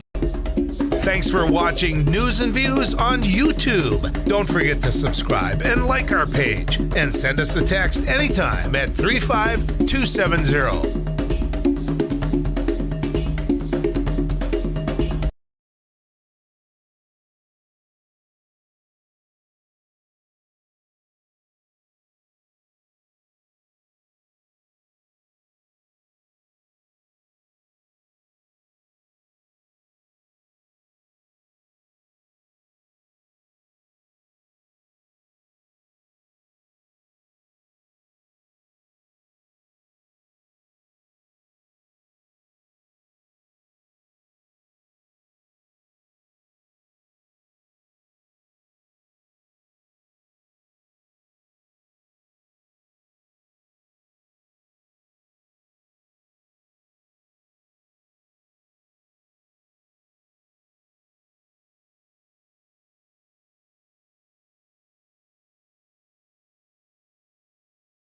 That time of the week where we jet on down to downtown Fargo to let you know about all the downtown Fargo-Moorhead happenings with Erica Rapp from FargoUnderground.com in studio. Hi. Hi. You can actually make it over this week. Yes. Not a blizzard. No. It's like I was running like slightly late last week, and you know how it was super slippery because it was so windy, and I'm like, I just can't chance it because I know how everybody drives in this town, especially when it's super windy or icy. Well, she just threw all of you as drivers under the bus. Yeah, I mean, I'm not the best either, but I know all you drivers out there are.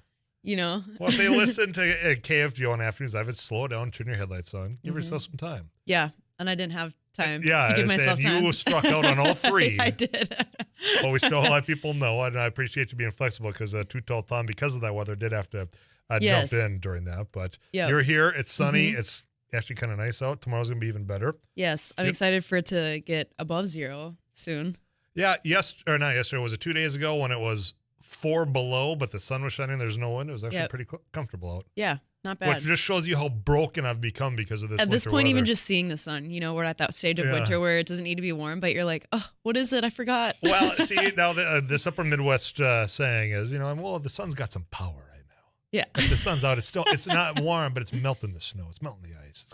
It's got power. Anyway, what's going on this weekend? It's so true.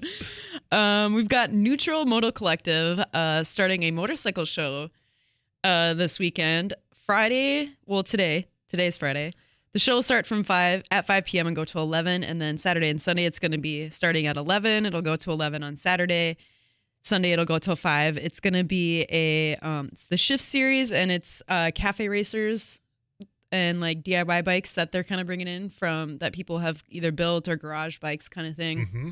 It's just a cool motorcycle show at the hall at Fargo Brewing Company, and I believe it's free. I did see them pushing that out on their social media, so they had some photos out. It looks pretty cool. So yeah, and this is a series that they're doing like a recurring series I don't think it's every month. I think the last one was, maybe it is every month. The last one was in January, I believe. That would be last month, but Yep. who's keeping track? It's Yeah. just so your sake. Today, yes, is in fact Friday. Yes. And last And month I'm like, was it's January. almost March. Okay. Yeah. So if you missed this weekend, they're going to be doing a few others throughout the spring, and each one kind of has a different theme. So if you're into motorcycles and anything kind of related to motorcycles, there's going to be obviously bike displays, helmets, moto art, beer, cigars, that kind of stuff. There's a pop-up tattoo shop, all that fun stuff, you know.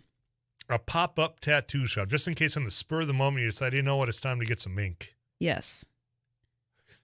You should do it. Yeah, no, I know. You knew I was going to say Yeah, that. I'm like, let's move on. The Comedy in the Cellar, I heard. Yes, we've got Comedy in the Cellar this weekend at Front Street Tap Room. Our very own hometown comedian, John Kennedy. It's his homecoming show. Friday and Saturday, doors at 7:30, show at 8 p.m. It is a cash bar down there, 21 plus. John Kennedy is one of the staple comedians in this town that kind of has been, had helped, is one of the many people that kind of started like the comedy scene in Fargo, or helped start it. And he moved to New York City for a little bit this year, in the last year, I should say. And now he's coming back with some of his fellow New York comedians for a nice show. I do believe that It Takes Two had an opportunity to visit with John Kennedy. So if they did, which I do believe happened earlier, KFGO.com, you can likely listen to that podcast, learn a little bit more about John. Yeah. And, of course, tonight, every Friday, they've got the Unkaraoke at the Twirl Lounge at the Sons of Norway. That starts at 7:30. And, of course, if you can make it down there before that, they've got happy hour before that. I want to who compiles the playlist? I'm not sure. Is it? It's probably a karaoke. I think it's. I haven't been there yet. Is it? Is it just a karaoke machine that just Think so. randomly shuffles through? Because if you and I know I think you still pick your song. Do you? Yeah. I suppose. The thing is, we've been talking about it for a couple weeks now, and the thing is unkaraoke, where you don't have to get up and have stage fright. Yeah, you don't have to make the awkward eye contact with somebody that's waiting for you to slip up on that. Yeah. We Didn't Start the Fire by Billy Joel, which is a very tough karaoke song. I tried it once. I was going to say, you got a story for that. I tried it once because, when you have the words and you hear them, it's like, well, I can. Yeah. And then you're like, and then you get a little more confidence because you're like, well, it's going to be up on the screen. I'll nail this. Yeah. But when you cannot physically hear it, yeah, it's like, boy, this is fast. And the words that I thought were there are not the same words that I'm reading on the screen. So, yeah, never again. That one, a related song with the same thing would be 9 to 5 by Dolly Parton. Oh, yeah? Yep. You've got a story to tell on that one? Yeah, no, it's the same story. You try to sing it on karaoke and you're like, oh, this is way harder than I thought. This is not at all what I had in my mind of what the words were. Yes. So you can sit at your own table, enjoy your beverage, and just sing to yourself or loudly there. Yeah, or to your table. People will probably still look at you, just not as much. Yeah, they will do it in passing because they will be looking at every other table instead of staring intently at you on stage. Yeah. Going into Saturday, we've got the Sauna Festival at the Plains Art Museum. It is $20, starts at 10 a.m., goes until 4. The Red River Finns are celebrating National Sauna Week, which is like an actual Finland thing.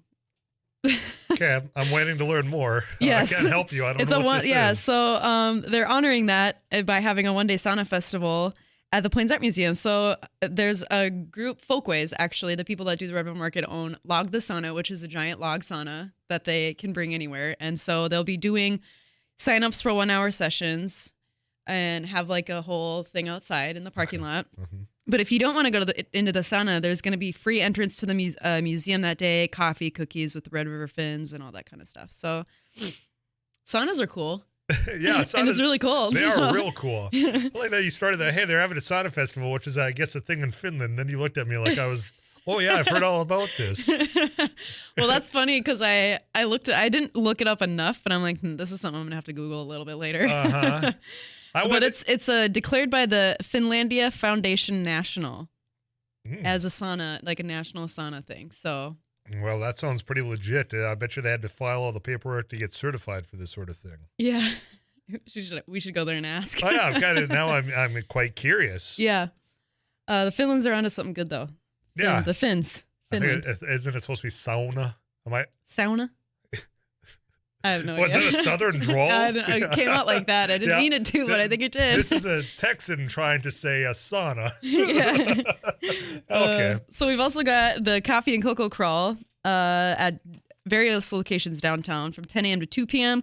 It is a family-friendly event, and it is part of Frostival this year, which, yes, it is still going on. Last weekend of Frostival events. Going on. So you get a mug and wristband in the morning, and then you can go to 20-plus businesses throughout the district and sample coffees, cocos, and teas from local vendors. If you get tired of walking, there's going to be a trolley downtown. And kids 10 and under are free with a paying adult. So that'll be cool. Good day. You could go to the sauna and drink 25 samples of coffee or hot chocolate if you want to. You'll be refreshed and wired all by the end of the afternoon. Yeah, full of chocolate. There's also going to be a night at the Oscars, an FM Symphony show with plus a VIP after party on Saturday at the Fargo Theater. Doors at 6:45, show at 7 p.m. And basically, it's exactly what it sounds like. The Fargo-Moorhead Symphony is going to be playing music and scenes from Oscar-winning movies like The Lord of the Rings, Sound of Music, The Wizard of Oz, Forrest Gump, and a whole bunch more. You can walk the red carpet in your best dressed and then stay for a VIP after party, which begins at 9. If you buy a VIP ticket bundle, you'll get desserts, champagne, and a whole bunch of other fun party stuff. Be stylish. Get a photo op, too. It's wear your finest threads. Yes, wear a tux. Everybody. Just put your tux, get your best tux. A lot of people have tuxes just hanging out in their closets, right. I assume. Going into Sunday, we've got Bingo for a Cause at Wild Terra Cider from noon to 3 p.m.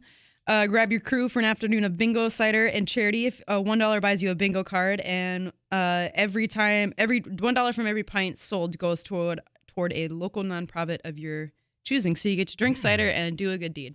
Very good. Wild Terra is a pretty cool place. If you haven't been down there, you should check that out. It is. It's very fun. The interior is just great. Plus, it's makes delicious. me want to buy a lot of plants. They got good plants in there. Okay. That's not the first thing I noticed, but I'll pay attention next time. If you stay tuned, they do have a lot of plant events there. Like Plants for Patients has a lot of events. So if you're a plant person, you got to keep listening every Friday because one will come up soon. Yeah, you'd be listening to that. Then on Thursdays when Plant Talk with Dave DeCock returns to It Takes Two, you'll learn how to keep it alive. Yes. That's half the battle. Yes, Getting the plant is the just first buying part. it. Yeah, then keeping that thing through more than a month is a whole other story. Exactly. A lot going on, Eric. I appreciate you giving us an update. Of course. This segment brought to you by the Boiler Room of downtown Fargo. $25 in a gift card. Let's make them work for it. You be caller number 9 to 237-5948. You got $25 in a gift card toward the Boiler Room in downtown Fargo. We'll wrap up the second hour of Afternoons Live next.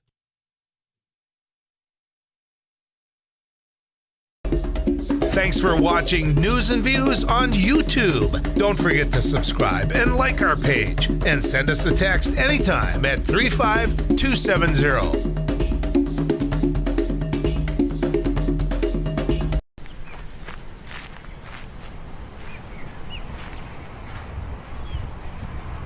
Olsen here with another News Radio. Hey, this is Abby Miller with the Derek Hansen, Couch Potato Radio. Did you see that from It Takes Two? Doug Miller with the morning crew this morning. All News Radio. Amy Eiler with It Takes Two. This is Jack Michaels, Voice of Sports. Too tall, Joel Heitkamp here on the Mighty Sarah Heinrich. Tyler Axis, your host. The Mighty 790 and 104.7 FM KFGO. The names you know, the voices you trust.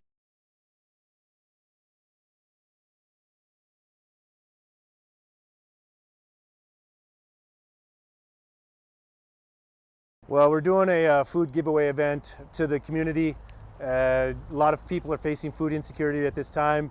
As we can tell, we had to start about an hour early because we just had so many people lined up. So as people come up and they need whatever they need, volunteers are taking care of it. It's all contactless, so nobody has to get out. Right. And just making sure whatever the greatest need. We're just getting the greatest good. When we're going until the food is out. As people are coming in, if they need 2 boxes and 2 gallons of milk, that's what we're giving. We don't want to leave anybody out. I was in the hospital, and I saw a flyer on the wall. And all the nurses were talking about taking people down there to get food and stuff. I got out last night. Got out of the hospital last night, and I said, man, I'm going to do this. When I came from Williston here, I lived on these streets for 3 years, caring. And that's what this is. That's the way I see it. Very helpful. I think it's going to be very helpful because I know people that are doing without. I think it's truly remarkable how much need there is out there. Like I said, we were going to start at noon, but we had so many people lined up. We started at 11, and volunteers have been working their tail off since then. I'm thankful for that. I think this shows that there is some huge needs in the community, and we got some things we got to address.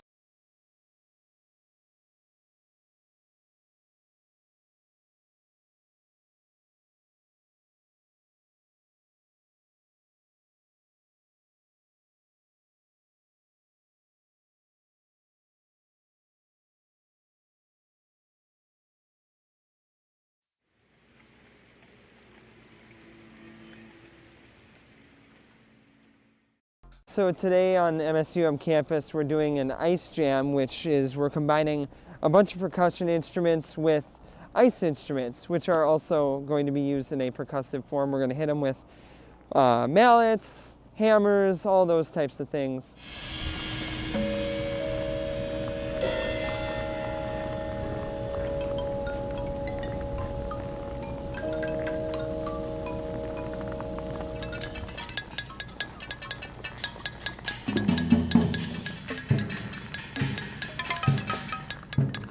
Today is all improv. To Martin, he won the $25 and a gift card. Now imagine this song kicks in, and I've got all the confidence in the world.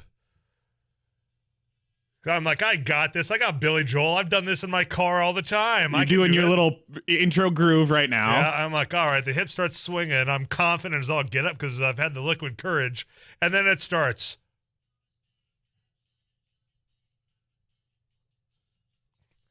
That's where I dropped off. Or to drop off, get you caught up with CBS National News headlines. How about we talk about a little Gone Outdoors, Kyle Agri? That is next, right here on Afternoons Live. I'm Tyler Axis. Stick around.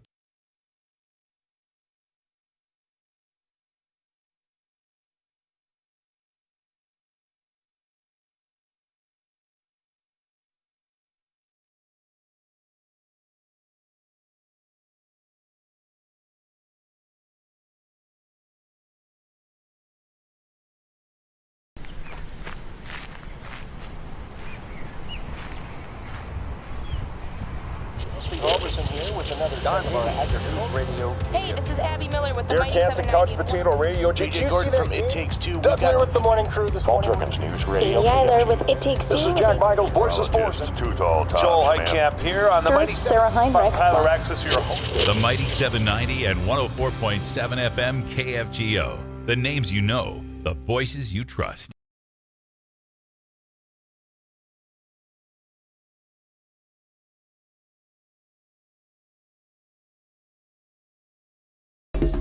Thanks for watching News and Views on YouTube. Don't forget to subscribe and like our page. And send us a text anytime at 35270. So today on MSUM campus, we're doing an ice jam, which is we're combining a bunch of percussion instruments with ice instruments, which are also going to be used in a percussive form. We're going to hit them with mallets, hammers, all those types of things.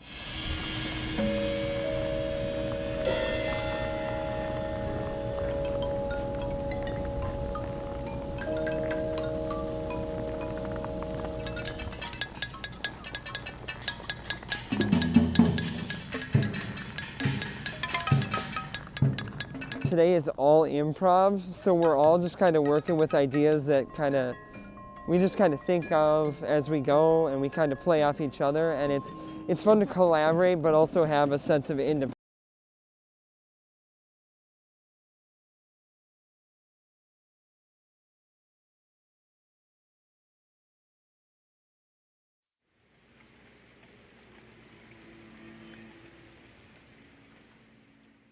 Well, we're doing a food giveaway event to the community. A lot of people are facing food insecurity at this time. As we can tell, we had to start about an hour early because we just had so many people lined up. So as people come up and they need whatever they need, volunteers are taking care of it. It's all contactless, so nobody has to get out. Right. And just making sure whatever the greatest need. We're just giving the greatest good. When we're going until the food is out. As people are coming in, if they need 2 boxes and 2 gallons of milk, that's what we're giving. We don't want to leave anybody out. I was in the hospital, and I saw a flyer on the wall. And all the nurses were talking about taking people down there to get food and stuff. I got out last night. Got out of the hospital last night, and I said, man, I'm going to do this. When I came from Williston here, I lived on these streets for 3 years, caring. And that's what this is. That's the way I see it. Very helpful. I think it's going to be very helpful because I know people that are doing without. I think it's truly remarkable how much need there is out there. Like I said, we were going to start at noon, but we had so many people lined up. We started at 11, and volunteers have been working their tail off since then. I'm thankful for that. I think this shows that there is some huge needs in the community, and we got some things we got to address.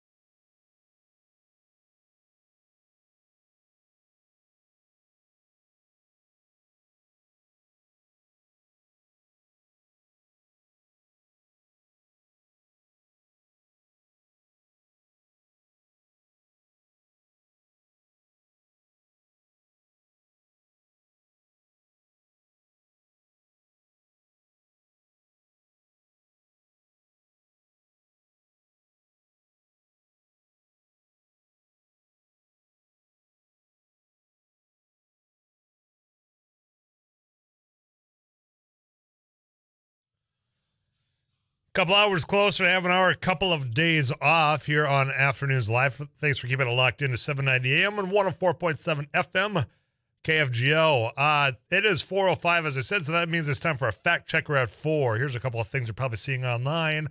Are they true? Are they not? Here's one for you.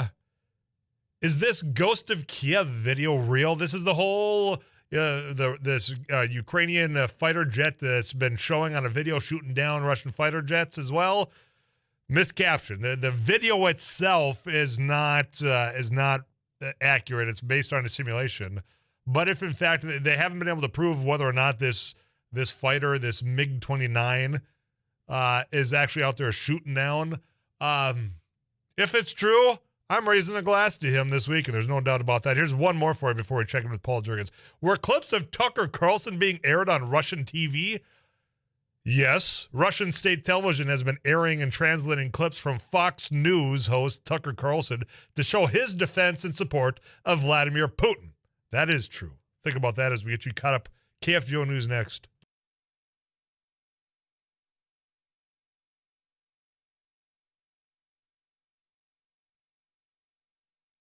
KFGO News, sunny 9 degrees. I'm Paul Jurgens. A Moorhead man has been sentenced to 10 years in federal prison on child pornography distribution charges.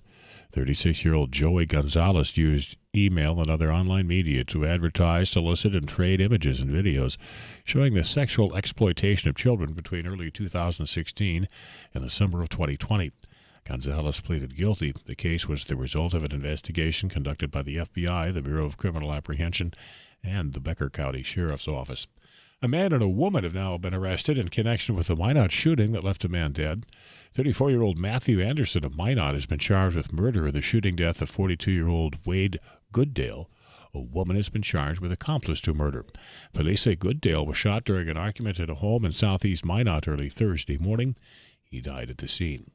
2 children were flown to Fargo by Sanford AirMed this morning after a collision on a Griggs County highway east of Hannaford, North Dakota.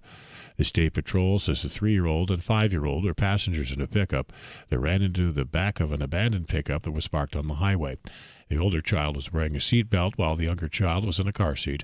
Their conditions have not been released. The pickup they were in was driven by a 38-year-old Christopher Combs of Hannaford. The highway patrol is investigating. A political science professor at NDSU says it's impossible to determine the strategy of Russian President Putin and his troops as those troops move toward the Ukrainian capital. Dr. Thomas Ambrosio says Putin's long-term plan is unclear. I think the idea here is to put pressure on the government. The government of Ukraine, it very well could be that Putin wants some type of a peace deal. Now, what that would entail a surrender? Would it entail some formal guarantee of Ukrainian neutrality that would somehow be enforced by Russia with Russian troops on Ukrainian soil? We'll have to see. Senator Kramer says he has concerns about a proposed corn milling project under consideration in Grand Forks. The city council has approved a development agreement with the Fufeng Group for the plant. Several nearby land and business owners have opposed the project. As Kramer put it, getting into business with the Chinese Communist Party is not a thing to be taken lightly. Kramer says he has spoken with Mayor Brandon Bashensky and Governor Burgum about the project. Bashensky says he's aware of Kramer's concerns, and he says that's why the city is doing its due diligence on the proposal. Fargo-Moorhead, a clear night, 0 to 5 degrees. We should be sunny tomorrow. Southwest wind at 15 to 25. And may produce some blowing and drifting snow in the afternoon. 5 to 10 above. Overnight tomorrow night, partly cloudy. 15 to 20 the high on Sunday and Monday. Partly sunny, a chance of light snow, 25. Fargo-Moorhead, sunny and 9. Paul Jurgens, News Radio, KFGO.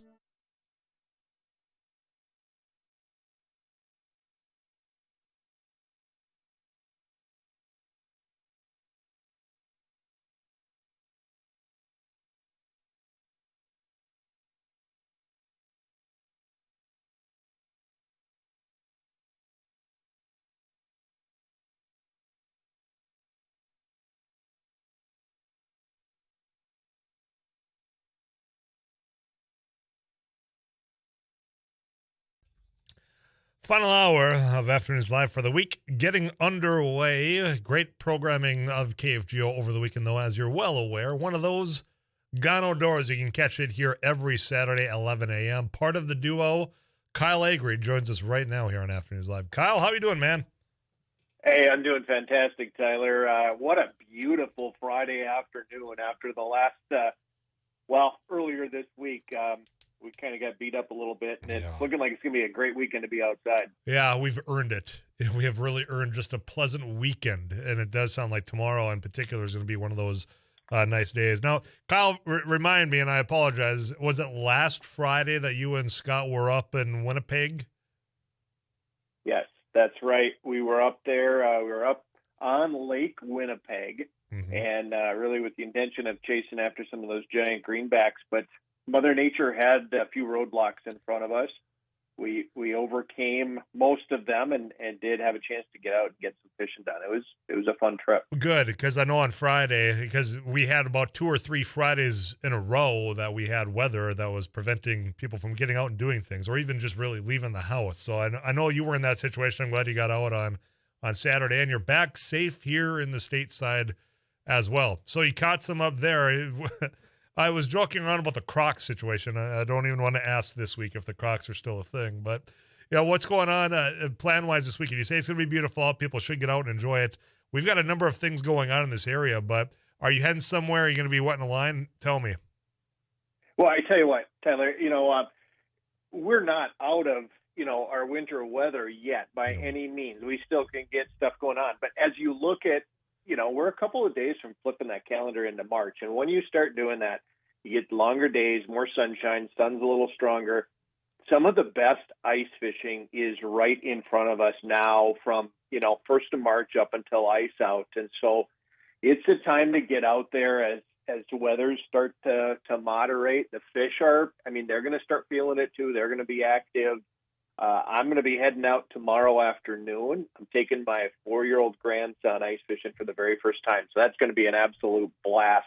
We're going to go chase some sunfish down in Ottertail County and just have a good time. That sounds like a great time. It really does.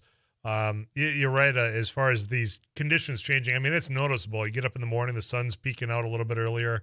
You can be on the drive home and the sun's still out. It helps with the mood. It also helps with moving this winter along. But I'm curious, with this, kind of felt like a roller coaster over the last several weeks. Get real big cold snaps, a lot of wind, some snow, then it would warm up. How has that been impacting what you do any given day that you're out there? When you go out, are you timing, okay, well, yesterday we had this very cold snap. I'm going to wait for this degree, or just walk me through your thought process as one of these outdoorsmen. Well, I tell you what, Tyler, there's no better time to go fishing than when you're able to go fishing, right? So whatever the weather is, notwithstanding when it's not safe to be out, okay? We got to keep that in mind. But whether it's cold, whether there's a little bit of wind, whether it's a nice, beautiful day, we go fishing when we have a chance to get out and go fishing. And so it's about being prepared, right? And this year the challenges have been, how do you get around on the ice when there's a lot of snow, when there's flooding, when there's drifting snow in the wind? And so you've got to be prepared for that. You've got to be prepared for the elements, right? You got to have your insulated fishing shelter. You got to have your outerwear. You're dressing in layers and being prepared. And for the most part, as long as you're doing that, as long as you're prepared and thinking ahead of time, you've got a good plan, usually things are going to work out just fine. You may have to take more or less gear along depending on the day. That's all. As far as the display goes, or what you're doing is a little jig in there. Do you have it down to a sense? Because people tune in every Saturday to listen to you and Scott Brewer give these tips. When any given day, if it's 30 below versus the next day it's 5 above, do you take that all into account as far as your technique while you're out there safely? Well, you know what? Honestly, that's part of the game, right? Because every day is its own fresh sheet of paper, and those fish are going to tell you what they want, what they are going to be interested in. And some days, anything you put down there, they're going to be active and ready to bite. And other days, they are going to turn their nose up at some of the stuff you have the most confidence in. And those are the days when you've got to be able to move and find the fish that want to cooperate, and then also be creative in finding the lure, the bait, whatever the presentation might be that's going to flip that switch and get them to bite. And honestly, it doesn't work every day, but part of the fun is trying. There's no doubt about that. Kyle Agri, our guest, part of Gone Outdoors. Speaking of 11 o'clock tomorrow, you can catch him and Scott Brewer here. People tuning in, what can they expect tomorrow on the program, Kyle? Well, I tell you, we've got a lineup that is stacked with folks representing organizations that promote the outdoors, right? And that's just so much about what we do. Both Scott and I, as our philosophy is promoting getting people outdoors and enjoying what it has to offer. Dana Rogers, South Dakota Bow Hunters Incorporated, is going to talk about bow hunting and kind of promoting that sport. We're going to have John Bradley of the North Dakota Wildlife Federation. He's going to talk about what their organization does to promote opportunities for outdoor enthusiasts here in North Dakota. And then we're going to talk to Christina Kobe, South Dakota Parks and Wildlife Foundation Director. And she's going to talk a little bit about what they've got going on in some of their state parks down there to our south and our neighbors in South Dakota. So lots of good information. It'll be a fun show.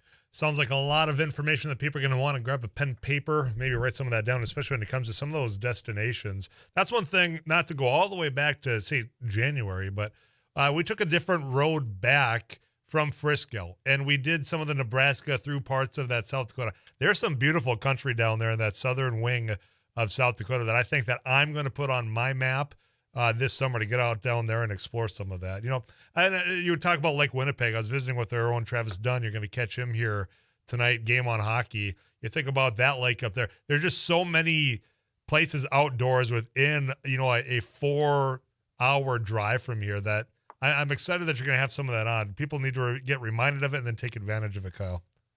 Yeah, we are blessed, truly blessed to live here in the KFGO listening area, because within that day, half a day to a day's drive, the destinations are limitless and they are world class. Yeah. So there's opportunity. No question about it. Kyle, I always appreciate it, man. Next week I'm up at the Sportsman Show. We'll talk from there, all right? That sounds great, Tyler. Thanks, folks, for listening. Have fun with the grandchild tomorrow. I appreciate your time, man. Will do. All right. Kyle Agri, part of that Gone Outdoors. You can catch him, Scott Brewer, tomorrow, 11 a.m. right here on KFGO. Got you some messages on the way. Coming back to you right after this.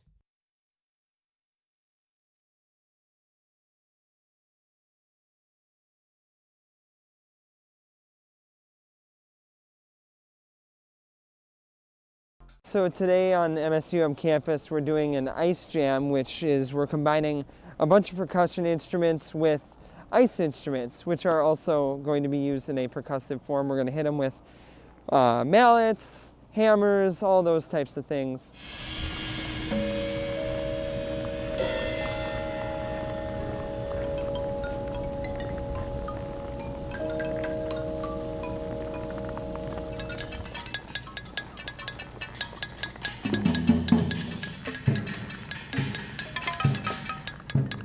Today is all improv, so we're all just kind of working with ideas that we just kind of think of as we go, and we kind of play off each other, and it's fun to collaborate but also have a sense of independence. Thanks for watching News and Views on YouTube. Don't forget to subscribe and like our page, and send us a text anytime at 35270.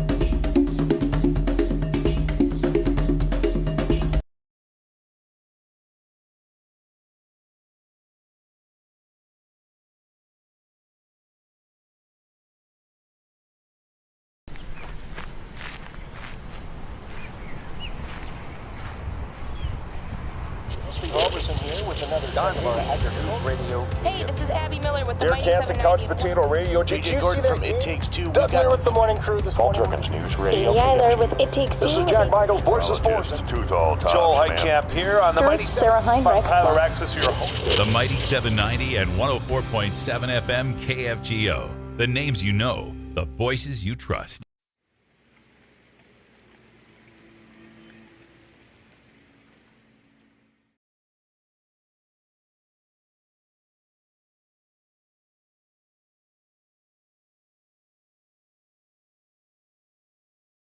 Well, we're doing a food giveaway event to the community. A lot of people are facing food insecurity at this time. As we can tell, we had to start about an hour early because we just had so many people lined up. So as people come up and they need whatever they need, Volunteers are taking care of it. It's all contactless, so nobody has to get out, and just making sure whatever the greatest need. We're just getting the greatest good. When we're going until the food is out. As people are coming in, if they need 2 boxes and 2 gallons of milk, that's what we're giving. We don't want to leave anybody out. I was in the hospital, and I saw a flyer on the wall. And all the nurses were talking about taking people down there to get food and stuff. I got out last night. I got out of the hospital last night, and I said, man, I'm going to do this. When I came from Williston here, I lived on these streets for 3 years, caring. And that's what this is. That's the way I see it. Very helpful. I think it's going to be very helpful because I know people that are doing without. I think it's truly remarkable how much need there is out there. Like I said, we were going to start at noon, but we had so many people lined up. We started at 11, and volunteers have been working their tail off since then. I'm thankful for that. I think this shows that there is some huge needs in the community, and we got some things we got to address.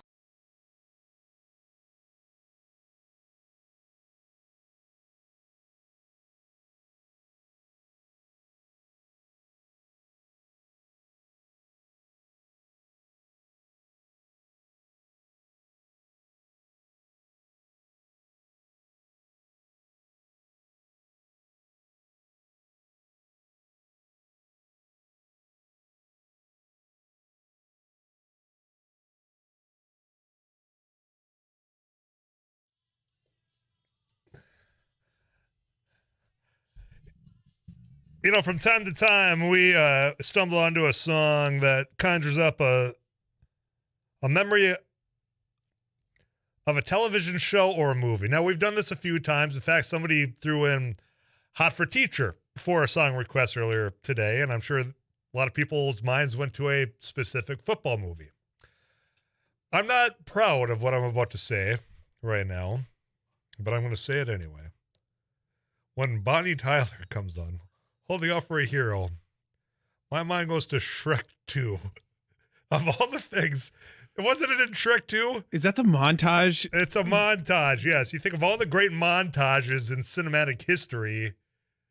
This brings me to Shrek, and I'm not proud of that. I played this today because of a TV show, and it's a recent TV show, Euphoria on HBO, and they had a pretty epic scene featuring this song in the most recent episode last week. See, now that sounds a lot cooler than me, a 35-year-old dude with no children, thinking about Shrek. Yeah, but the Shrek movie, when did the first Shrek movie come out? In the late 90s?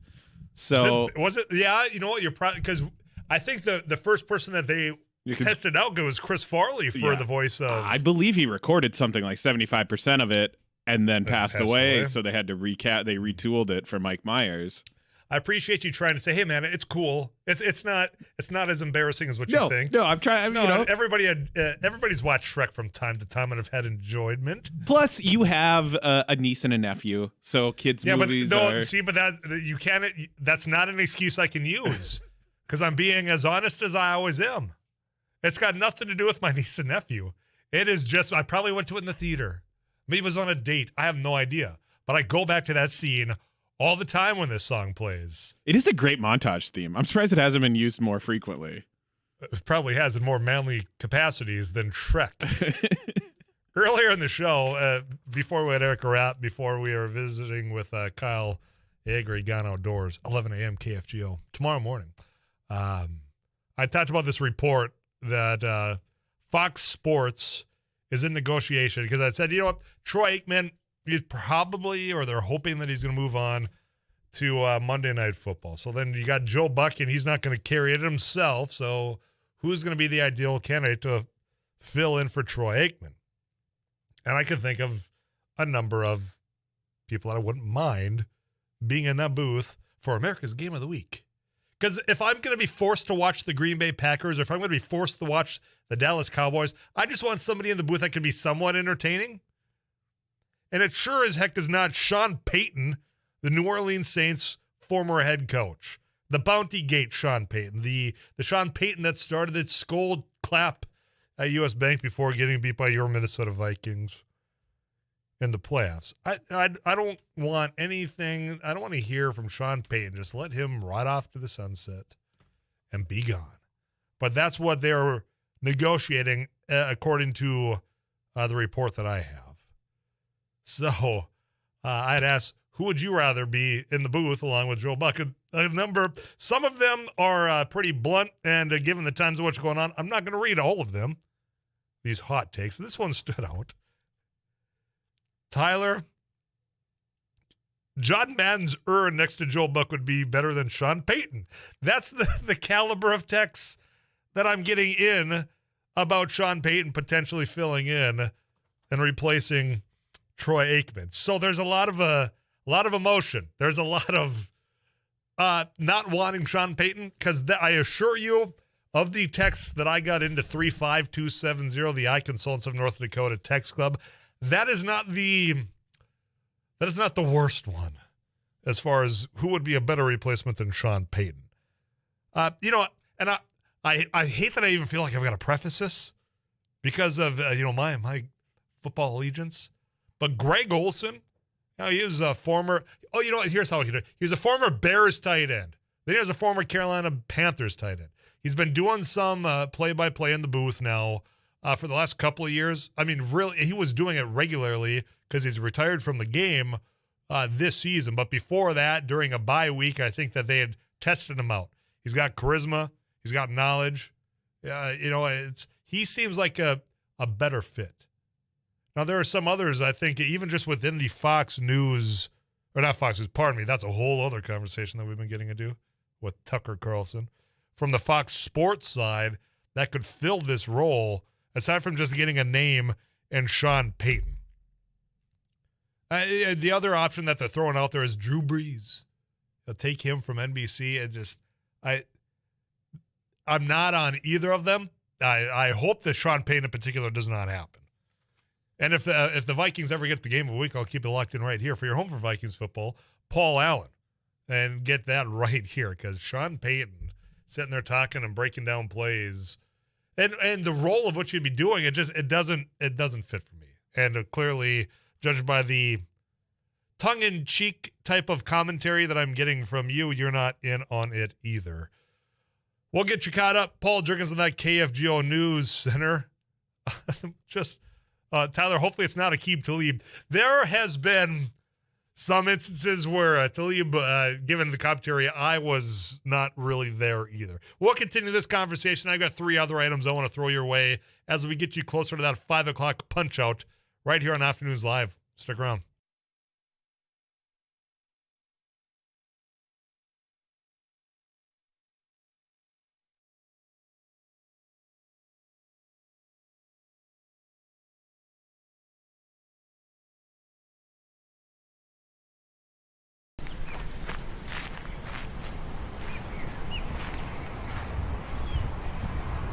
Olsen here with another News Radio. Hey, this is Abby Miller with the Derek Hansen, Couch Potato Radio. Did you see that? From It Takes Two. Doug Miller with the morning crew this morning. Jerkins News Radio. Amy Eiler with It Takes Two. This is Jack Michaels, Voices Force. Joel Heitkamp here on the Mighty Sarah Heinrich. Tyler Axis, your host. The Mighty 790 and 104.7 FM KFGO. The names you know, the voices you trust. Well, we're doing a food giveaway event to the community.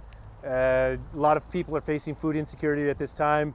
As we can tell, we had to start about an hour early because we just had so many people lined up. So as people come up and they need whatever they need, volunteers are taking care of it. It's all contactless, so nobody has to get out, and just making sure whatever the greatest need.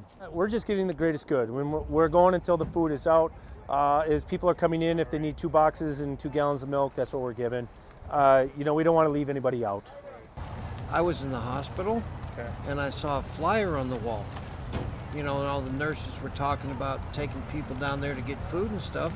I got out last night, the hospital last night, and I said, man, I'm going to do this. When I came from Williston here, I lived on these streets for 3 years, caring. And that's what this is. That's the way I see it. Very helpful. I think it's going to be very helpful because I know people that are doing without. I think it's truly remarkable how much need there is out there. Like I said, we were going to start at noon, but we had so many people lined up. We started at 11, and volunteers have been working their tail off since then. I'm thankful for that. I think this shows that there is some huge needs in the community, and we got some things we got to address.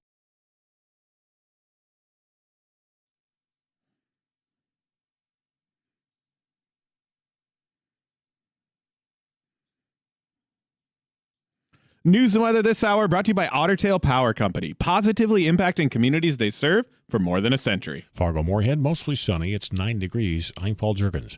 Cass County deputies, along with the Horace and Kindred Fire Departments, responded to Casey's General Store in Horace after a vehicle ran into the business shortly after 2:30 this afternoon. The driver left the scene. Deputies have identified the suspect vehicle and are looking for the driver. No one was injured. 2 children were flown to Fargo by Sanford AirMed after a collision on a Griggs County highway east of Hannaford, North Dakota.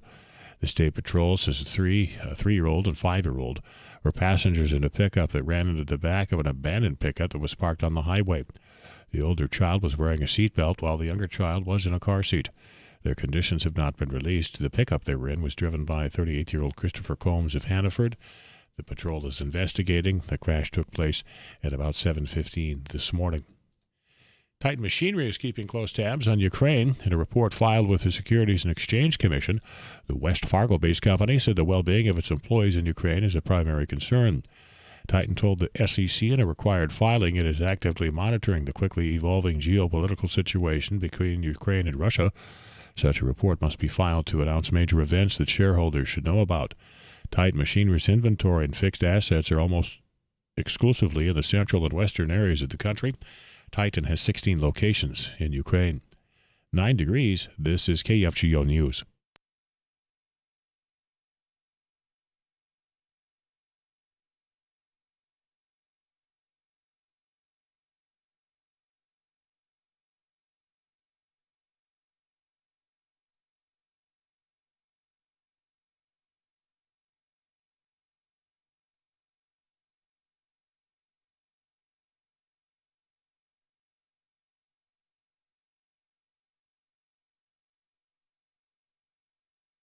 Nine degrees. This is KFGO News. A Moorhead man has been sentenced to 10 years in federal prison and child pornography distribution charges. 36-year-old Joey Gonzalez used email and other online media to advertise, solicit, and trade images and videos showing the sexual exploitation of children between early 2016 and the summer of 2020. Gonzalez pleaded guilty. The case was the result of an investigation conducted by the FBI, the Bureau of Criminal Apprehension, and the Becker County Sheriff's Office.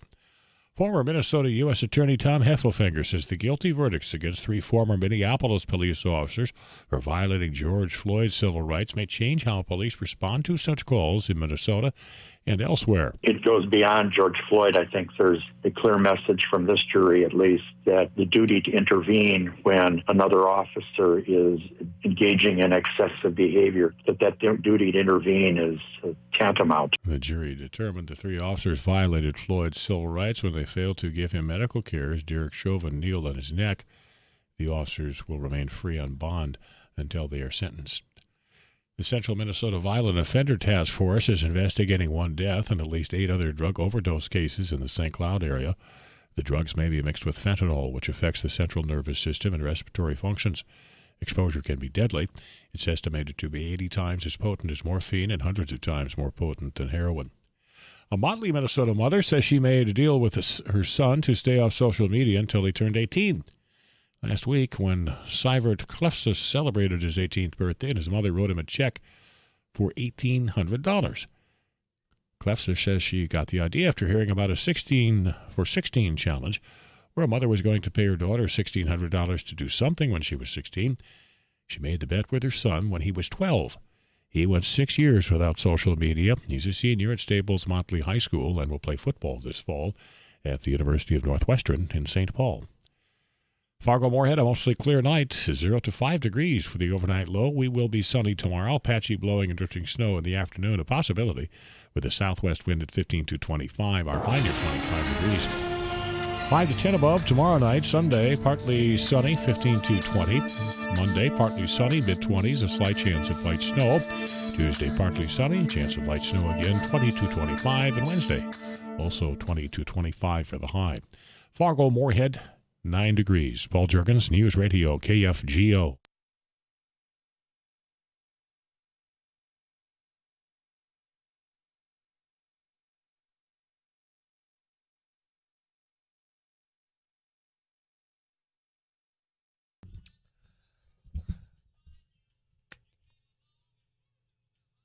I've got some bad news for this texter. Tyler, not Joe Buck, anybody with a knowledge of the game. Here's the bad news. Joe Buck's not going anywhere. Troy Aikman's the one that's being rumored to be moving on from Fox to ESPN to be replaced with Sean Payton, which is where I have an issue. For me, Joe Buck, I'm not.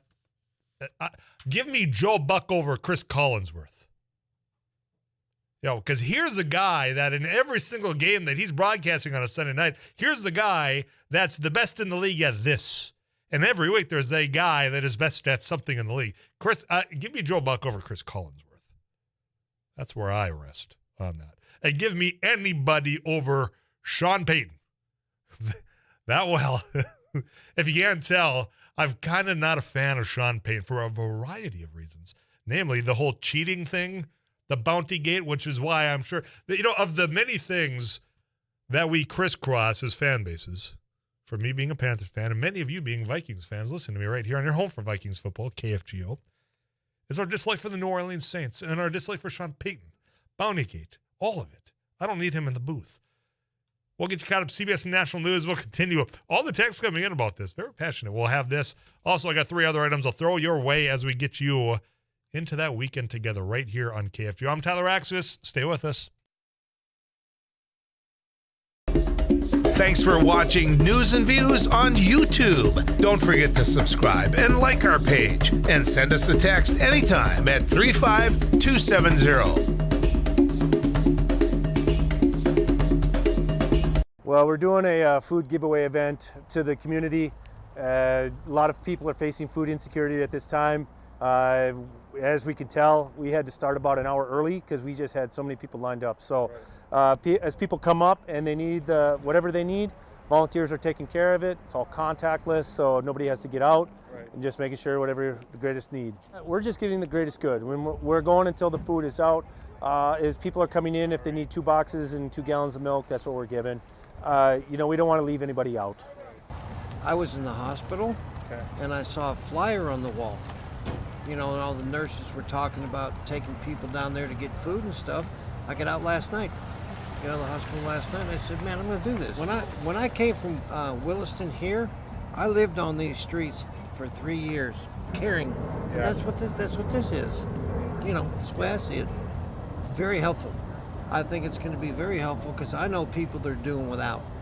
I think it's truly remarkable how much need there is out there. Like I said, we were going to start at noon, but we had so many people lined up. We started at 11, and volunteers have been working their tail off since then. I'm thankful for that. I think this shows that there is some huge needs in the community, and we got some things we got to address. So today on MSUM campus, we're doing an ice jam, which is we're combining a bunch of percussion instruments with ice instruments, which are also going to be used in a percussive form. We're going to hit them with mallets, hammers, all those types of things.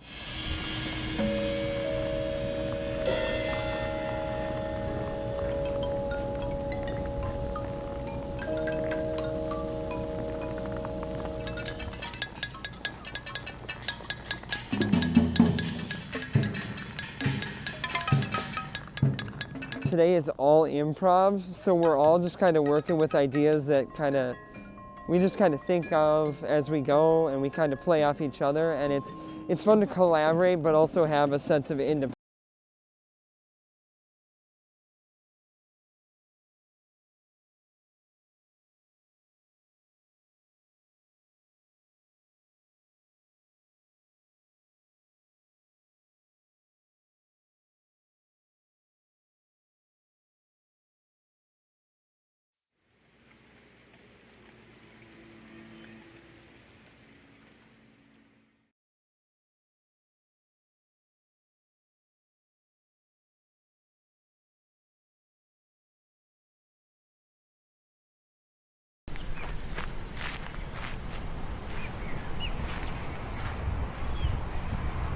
Olsen here with another News Radio. Hey, this is Abby Miller with the Derek Hansen, Couch Potato Radio. Did you see that? It Takes Two. Doug Miller with the morning crew this morning. News Radio. Amy Eiler with It Takes Two. This is Jack Michaels, Voice of Sports. Too tall, Joel Heitkamp here on the Mighty Sarah 7. Heinrich. Tyler Axis, your host. The Mighty 790 and 104.7 FM KFGO. The names you know, the voices you trust.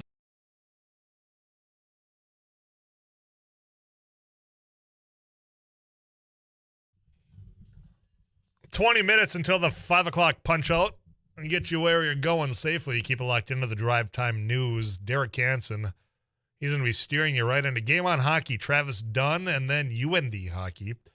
6:30 is when the puck drops against Western Michigan.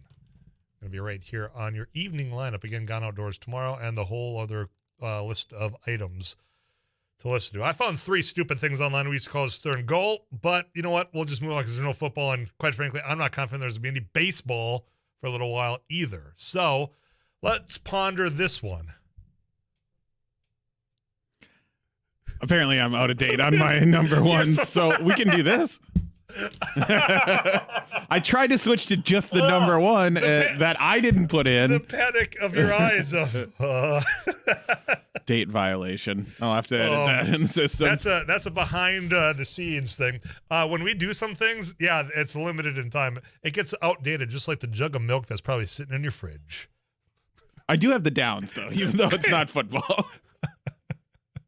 Live radio, gotta love it. To New York. Some idiots, and I mean quite literally, broke into a police station on Wednesday and tried to steal stuff from the head cop's office. Bold move, Bold. Cotton. Let's see if it paid off for him. He tried to run when someone caught him in the act. They arrested him before he made it out of the building. No kidding. Yeah, I assume you have to go through a lot of steps to get to that office inside a police unless station. This is like a 1960s, police station to where you just walk through. They have the gate that's the swinging doors, like the Western barn doors. Then it's a security. There's movies made about something like this. What of course now I can't think of his name. Is it like Blue Streak? Oh, Martin Lawrence? Yes, I wanted to say Martin Short. I couldn't stop thinking about Martin Short from Clifford. Martin Lawrence. Here's a spoiler: if he had, I think it's Blue Streak. Yeah, from a '90s. Yeah, from a '90s, where they steal a diamond, they put it in a building, and he comes back after getting out of jail, and it's a police station. Remember that? You watched that this week. I have seen it probably 20 years ago. Don't remember much, but yes, I remember that it existed. It seems like you could choose a less dangerous venue for your crime spree than a police station. A 28-year-old guy in New York tried to rob the police station Wednesday. He snuck into the 52nd precinct in the Bronx through an open window around 10 p.m. Idiot.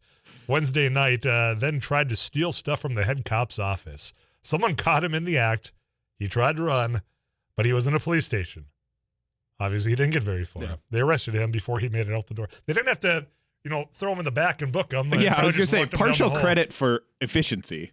It's like, well, if I'm going to get caught, at least I don't have to take a ride anywhere. Might as well be right here. All right, let's move on. Texas. A Texas woman alleges city officials shut down her home daycare after golfers complained about the noise from the children. Pretentious golfers are one of my least favorite groups of people on the planet.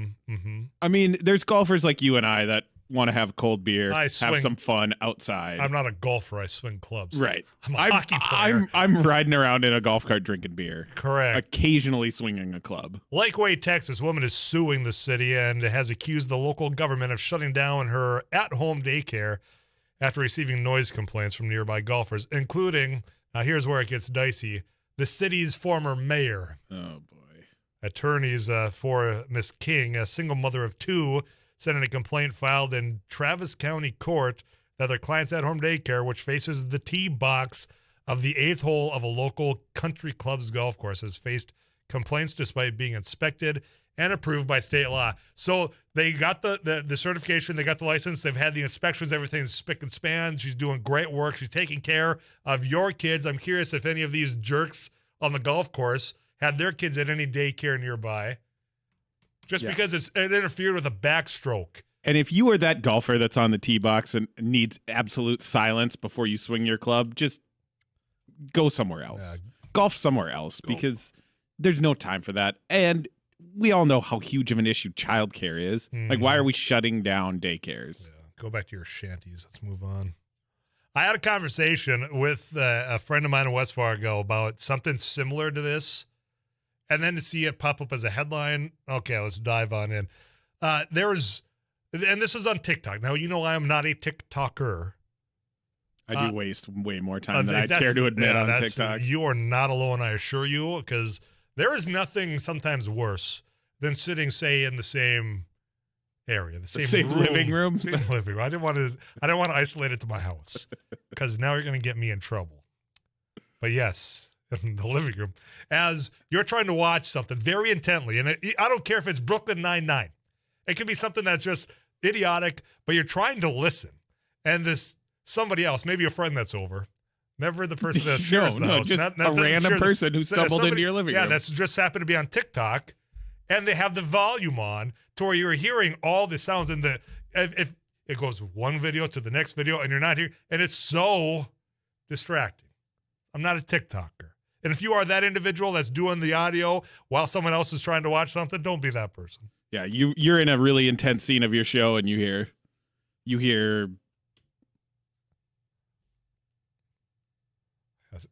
I have no idea. I have not heard this, thankfully. Nope. There is a song that is on every single TikTok video you've ever seen. It's not that one. Since you're the TikToker, I was hoping that you were going to get it. Go ahead. You look it up. The thing is, it's 10 seconds of the song, and I never really know what it is. Every time I hear it on maybe one of our top 40 sister stations, I recognize it. It's the Oh No. Oh, yeah. You see, you know what it is. I know exactly what it is. I don't know, but I only know it because of the stupid TikTok, of which I don't even use. But everybody has put together a shortened video for TikTok and has used that same song. I don't know who the artist is. I don't want to ever know who the artist is. I don't ever want to hear it again. But everybody that utilizes TikTok, whoever's been a creator, is that what they call them on TikTok? Sure. Or they influencer, creator. No, everybody wants to be an influencer, but I think you have to have enough influence to be considered. It's like a tiered system. Yes. You get enough followers of what you influence, then you become an influencer. I don't know what the threshold is for these people in their minds to say, you know what? I'm an influencer. Its similarities to MLMs are staggering. The people who have the most followers are the ones that actually make money doing it. Everybody else is here's the reality. There's some 13-year-old out there doing something like opening gifts, getting paid millions of dollars. And I'm talking to a microphone. Not getting paid millions of dollars. Talking about that kid that just had it all figured out. Anyway, back to this. So this TikTok user sparked this backlash because he filmed himself leaving a 200% tip for a restaurant server. Oh, wow. That's a generous move. Do you have to TikTok yourself doing something this generous is the question, because I've talked about, I was getting back to visiting with a friend the other week of, it's one thing to just do something that makes you feel good. Every now and then, you see somebody that is asking for help, you can throw a few bucks. You don't have to stream it. You don't have to take a photo of it. You just do.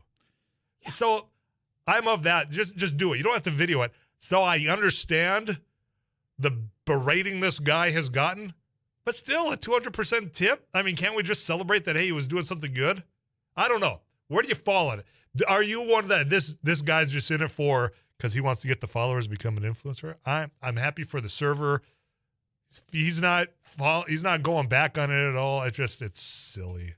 Yeah, and the problem with the economics of it is if that video blows up, this person has used this situation to make themselves tenfold the money they gave to this server. Mm-hmm. So it becomes really hard to believe that it was altruistic. Good for the server, though. I'm happy for him. Tyler, I told my wife I'd have to make a TikTok video just so I could get some attention from her. It does say LOL at the end. Good. I'm not the only one getting in trouble today. I'm glad you decided to hitch your way into this as we get on out of here as well. Letting others know I tipped well makes it not genuine. Yep. Okay, well, just keep sending them in. I got to get you this weather update. I'm running way behind my time on a Friday afternoon. Get you that weather. I'll get on up and get out of here. Join you on that 5 o'clock rush out. I'm Tyler X. This is your host, Eric Johnson. He's our producer. This is Afternoons Live on KFGO.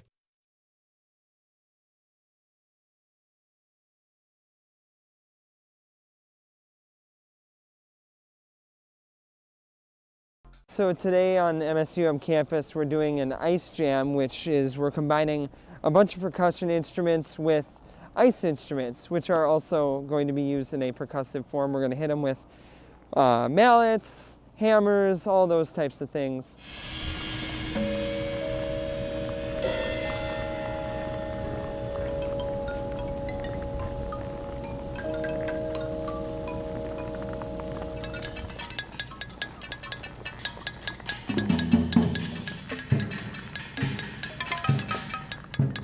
Today is all improv, so we're all just kind of working with ideas that we just kind of think of as we go, and we kind of play off each other, and it's fun to collaborate but also have a sense of independence.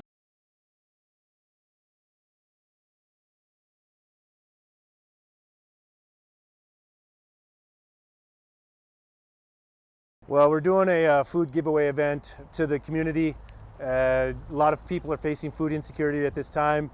As we can tell, we had to start about an hour early because we just had so many people lined up. So as people come up and they need whatever they need, volunteers are taking care of it. It's all contactless, so nobody has to get out, and just making sure whatever the greatest need. We're just getting the greatest good. We're going until the food is out. As people are coming in, if they need 2 boxes and 2 gallons of milk, that's what we're giving. We don't want to leave anybody out. I was in the hospital, and I saw a flyer on the wall. And all the nurses were talking about taking people down there to get food and stuff. I got out last night. Got out of the hospital last night, and I said, man, I'm going to do this. When I came from Williston here, I lived on these streets for 3 years, caring. And that's what this is. That's the way I see it. Very helpful. I think it's going to be very helpful because I know people that are doing without. I think it's truly remarkable how much need there is out there.